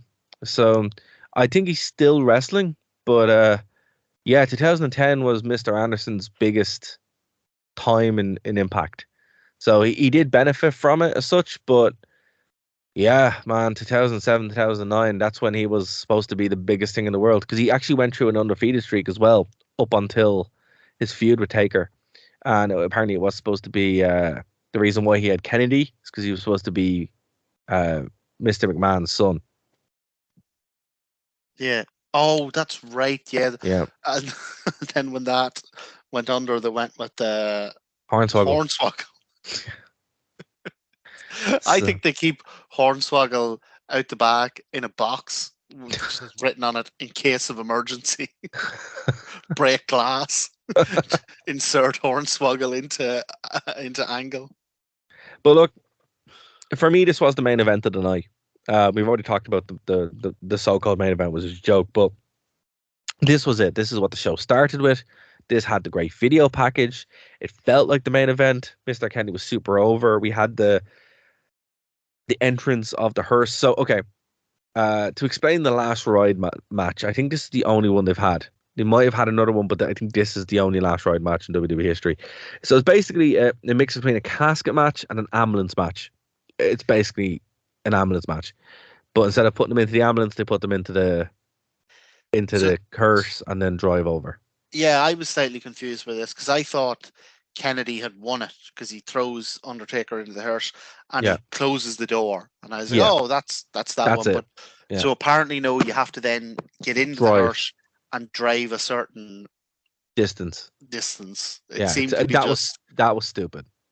Yeah, but it did allow for that. That was a pretty cool camera shot they did where Kennedy throws Taker into the hearse, slams the door, gets in to drive it, and then there's like a camera in the dashboard of the car. That was cool. You kind of see Kennedy driving and Taker just rising up behind him. That was pretty cool. Yeah, it was cool. And I mean, I think they did a lot of really good things in this match. I still, because Undertaker, how old is he at this point? He's probably like 50. He wouldn't be late 40s, 50. 40s, yeah, 2006. 2006. Oh no, yeah, he wouldn't be 50 yet. But I mean, he still had some miles on his body, you know, and the fact that he took that bump, like, yeah, there were some crash mats, obviously, but it's like that was a good bump. That was a good bump off the top of the stage, and I mean, I can't even remember a time Taker would take something like that. You know, It was something he'd do to people, obviously. But I mean, to see him do it, to get it done to him was like, wow. So he was really trying to make Kennedy here. It goes to show just how much they were pushing Kennedy. Yeah, that was like my big takeaway from this. I was like, wow, you're really, really going to build Kennedy up to be this star, and he was. Like, he was very, very over. And even when he lost, I mean, he had a 20-minute war with Undertaker.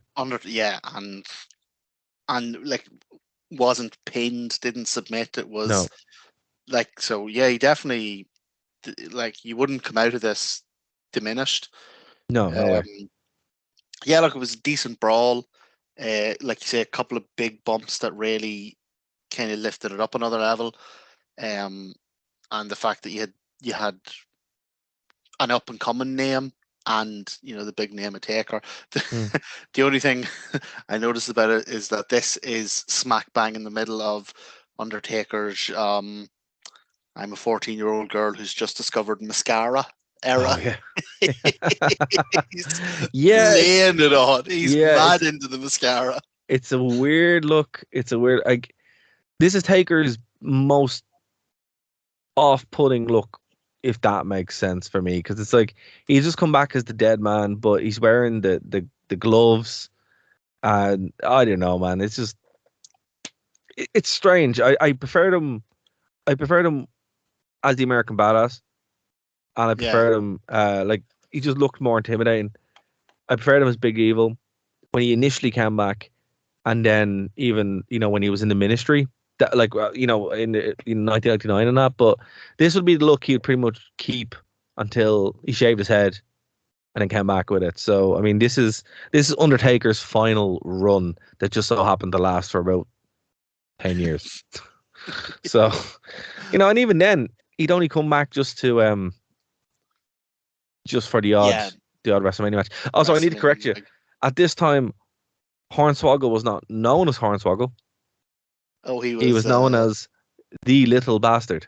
Yeah, that's right. I remember that from the main event. Wow. Oh, man.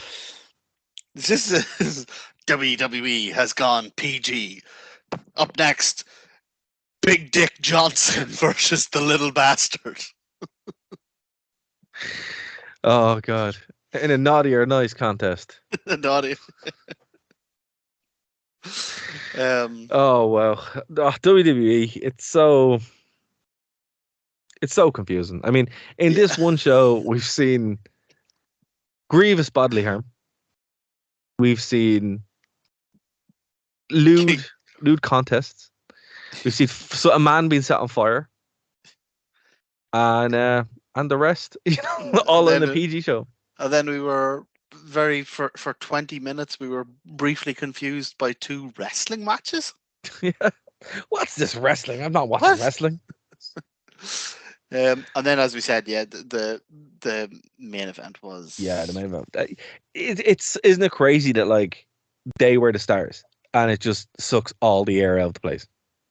it. Yeah, well, I mean, I'm like you say, I'm a big fan of Finlay, Yeah, same. but I just don't know where he fits in here. He doesn't. You got two world champions and the King of the Ring, and Fit Finlay. It's just. But also former world champion. Who Booker. is Finlay? Booker was. Booker, yeah. Yeah. But he was King Booker at the time, so he was also the King of the Ring at this stage, wasn't he? True, but he just lost the belt to Batista.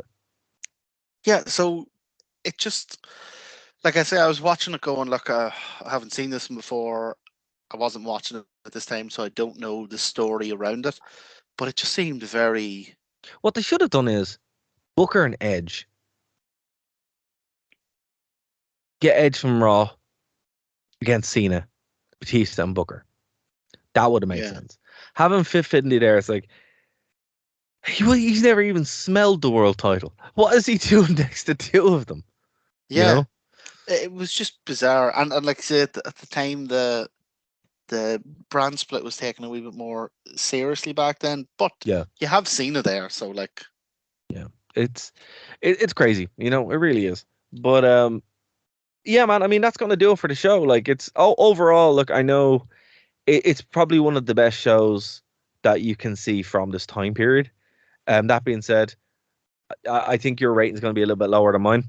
I would give it a solid like C plus. It does have one of the best. Like, it is probably one of the best shows you can watch from this time period. That isn't One Night Stand, 2005. I was actually going to say the same. I was going to say C plus. Really interesting. Yeah. Like I thought you would have went lower than that. No, because I mean, like, how low do we go? Like, if I was going to give this any lower than a C or a C plus, what in the hell do I rate Cyber Sunday? Yeah, that's fair. Z, like Omega. Like, what do you? No, do not resuscitate. Yeah, like no, and like you say, it zipped along. It was tight, wasn't it? It was a really, really tight little show. tight. It kept your, like, say, apart from the end, it kept your interest. Like, even if there was a match that wasn't particularly good, there was enough about it that was bizarre to keep you entertained. And then you had a couple of like decent matches. Like, again, because I did love WCW, or at least loved as much of WCW as you could. Like the Benoit Guerrero and Yang Helms match, like just the fact that they were on, like, I kind of enjoyed that. And if it had ended with the Taker match, brilliant. Like, and so yeah, I'd give it around a C plus. That's fair. I'm just out there booting up Cyber Sunday 2007, and I'm like, whoa, we are in for a treat. From what I can see here, it's weird because it's the first full denominational pay-per-view, so it's not just Raw; it's SmackDown as well. So there's a lot of lads there now that we've seen today. So Fit Finlay, Ken Kennedy, CM Punk's first appearance. Oh, nice. Yeah, there's a lot to watch, and there's also a costume contest. Of course there is. They just can't help themselves. They just can't help themselves, no. So yeah, it looks like it's going to be a pretty fun show. So I mean, we could be eating our words next week, but I think I might have this on DVD. So Is this we one were, of the ones you have on DVD? Is it? yeah, I think we were talking last week. I was saying about how whenever I started to get back into wrestling, I just went down to, because the place I was living in didn't have internet. I just went down to CEX and bought as many of the 50-cent wrestling DVDs as I could. Yeah, this is the one Um, with your one on the cover, Candace. yeah, and I think this Yeah. was one of the ones. So I'll have to dig through me DVDs here. I think I have it somewhere. Oh, there we go. So that's what we're going to do next week. And then I think we only have one more after that, Cyber Sunday 2008, and then that's And we'll kind have of to think of a new arc. Get That's in it. and throw us an X-Pac Euro on Patreon, and you can make a suggestion for what you think our next arc should be. Absolutely. And I mean, yeah, like that would be great. If you guys do that, go over to the Wrestling Rewind's Patreon, give us an X-Pac Euro and go, hey, I want you guys to cover this, and then we'll absolutely do it, because we have 2 shows left. Unless it's WCW in the late noughties, like, Oh yeah, no, we've or done the that. early noughties. Well, not to be fair, there are some things that we could watch from there, but if it's like, I want you to watch the first, 2 months of like 1999 Thunder, yeah, no, that's not happening. But yeah, Martin, want to thank you again for joining me on this week's show. Of course, it's always interesting when we kind of take this jump back, if it's going to be good or it's going to be bad. But I think we got a good show this week to watch. This was nice. Yeah, I feel rejuvenated. I feel ready now to dive back into the mire that is Cyber Sunday. to the less fake wrestling. Yeah. 'Cause at least they don't even know what's going to happen. But yeah, man, is there anything you want to plug before we get out of here? No, like I said, man, good big week coming up with the release of Tears of the Kingdom, John Moxley, Kenny Omega in a steel cage and Dynamite. Oh my god, I can't wait. And So happy he might die, folks. That's how happy he is. This is gonna be nuts, yeah. And like I said, the missus is away for the weekend to go see the Eurovision, so I have the house to myself. So it'll be couch, pants, whiskey. It'll be an interesting podcast next Friday. I'll tell you that, because I'll be in fine form. So what you're saying is, get ready to edit a lot. And folks, that's why you should be joining us on the unedited show all the time, because it's literally exactly what it is. It's literally the call. That's what it is. I don't edit it. So you can join us there. Actually, Martin, I have a recommendation for you and for the listeners. Oh. So there is a phenomenal game. Super Eye Patch Wolf, as well, is a great YouTube channel, which, I don't know, watch him. He's great. He's an Irish lad that covers loads of different things across the entire spectrum, including wrestling. But there's this game called Fear and Hunger. Do you know what it is? No. So it's a game that I think it's only on PC, but it might be on consoles as well. But it is a recommendation that I think you'd really like. It's made an RPG Maker game, so it runs on a potato basically, and it's apparently Hades, but extremely punishing. It's a game that's cruel. You mean Hades wasn't extremely punishing? No, but I mean, like, you know, the way you go back and you start in the challenges that you've overcome it. This is a game that actively hates you. Jeez. For example, horror dungeon crawler set in the dark and hopeless dungeons of fear and hunger. Oh my god. Yeah. For example, if you lose an arm, the arm's gone. That's it. Oh man, I'll have to look this up. Yeah, man. I mean, when I was looking at it, I'm like, oh, I'm gonna buy it, but I'm also gonna suggest it to Martin, because yeah, it's really highly rated. It looks class. Yeah, so I mean, guys, you've heard us talk about Hades a lot. Hades is a phenomenal game. It really is. But if you have like a Steam Deck or something, pick up, or even like a PC, get Fear and Hunger as well. I think you guys will really enjoy that. But Martin, absolutely. I mean, if you're looking for something a bit darker, give this one a go. In kind of I can't even remember. Did I bring this up last week? Did I tell you about Power Washer Simulator? Oh man, no, you didn't. But I will see your Power Wash Simulator, and I will raise you House Flipper. House Flipper. So is that what doing up houses? It's doing up houses. Well, look, amazing. Power Washer Simulator, I got it 2 weeks ago. It was on Game Pass, so Right. it's free, and I saw it on Game Pass, and I was like, Power Washer Simulator. That's the dumbest thing. I can't believe they made a game out of that. That actually sounds so stupid. I'm going to download it just to see what it's like. For the past 2 weeks, I have been in a state of zen-like calm every evening, legitimately, till about 3 or 4 in the morning. I've put podcasts on or albums on, and I will just sit there in a trance for hours, just power washing all this. It's exactly what it sounds like. Power wash Simulator is exactly what it sounds like. I don't know how it works. I've watched loads of reviews of it, and all the reviews are the same. It's some just kind of really relaxed, happy guy saying, this sounds terrible. I have no idea why it's so good, but I cannot stop playing. And I completely understand them. Like, it is, I'm actually, there's a ton of content in the game, and there's like extra DLC and all that. And I'm actually kind of upset because I have just spent the last 2 weeks smacked out on Power Watchers playing this game, and I've completed it now, and I almost don't know what to do with myself in the evenings. Well, House Flipper, I'd recommend, because it's pretty much the exact same thing, but you're doing up houses. Oh, And not only are you just like, washing them and cleaning them, but you're also like painting, taking down walls. Man, I totally get this. There are just those games where you're like, no, I need this now. I wonder if it's from the same company. So I'm looking at it here, and it actually looks a lot like Power Wash Simulator. It could be. Like, the graphical style and everything is very similar.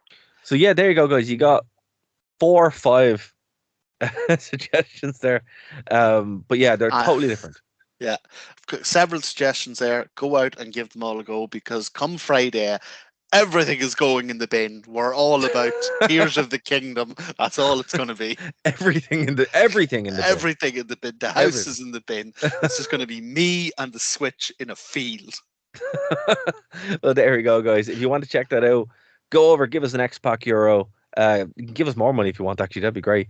But we are going to cover Cyber Sunday 2007. And we will see you then here on the Wrestling Rewind. Bye, guys.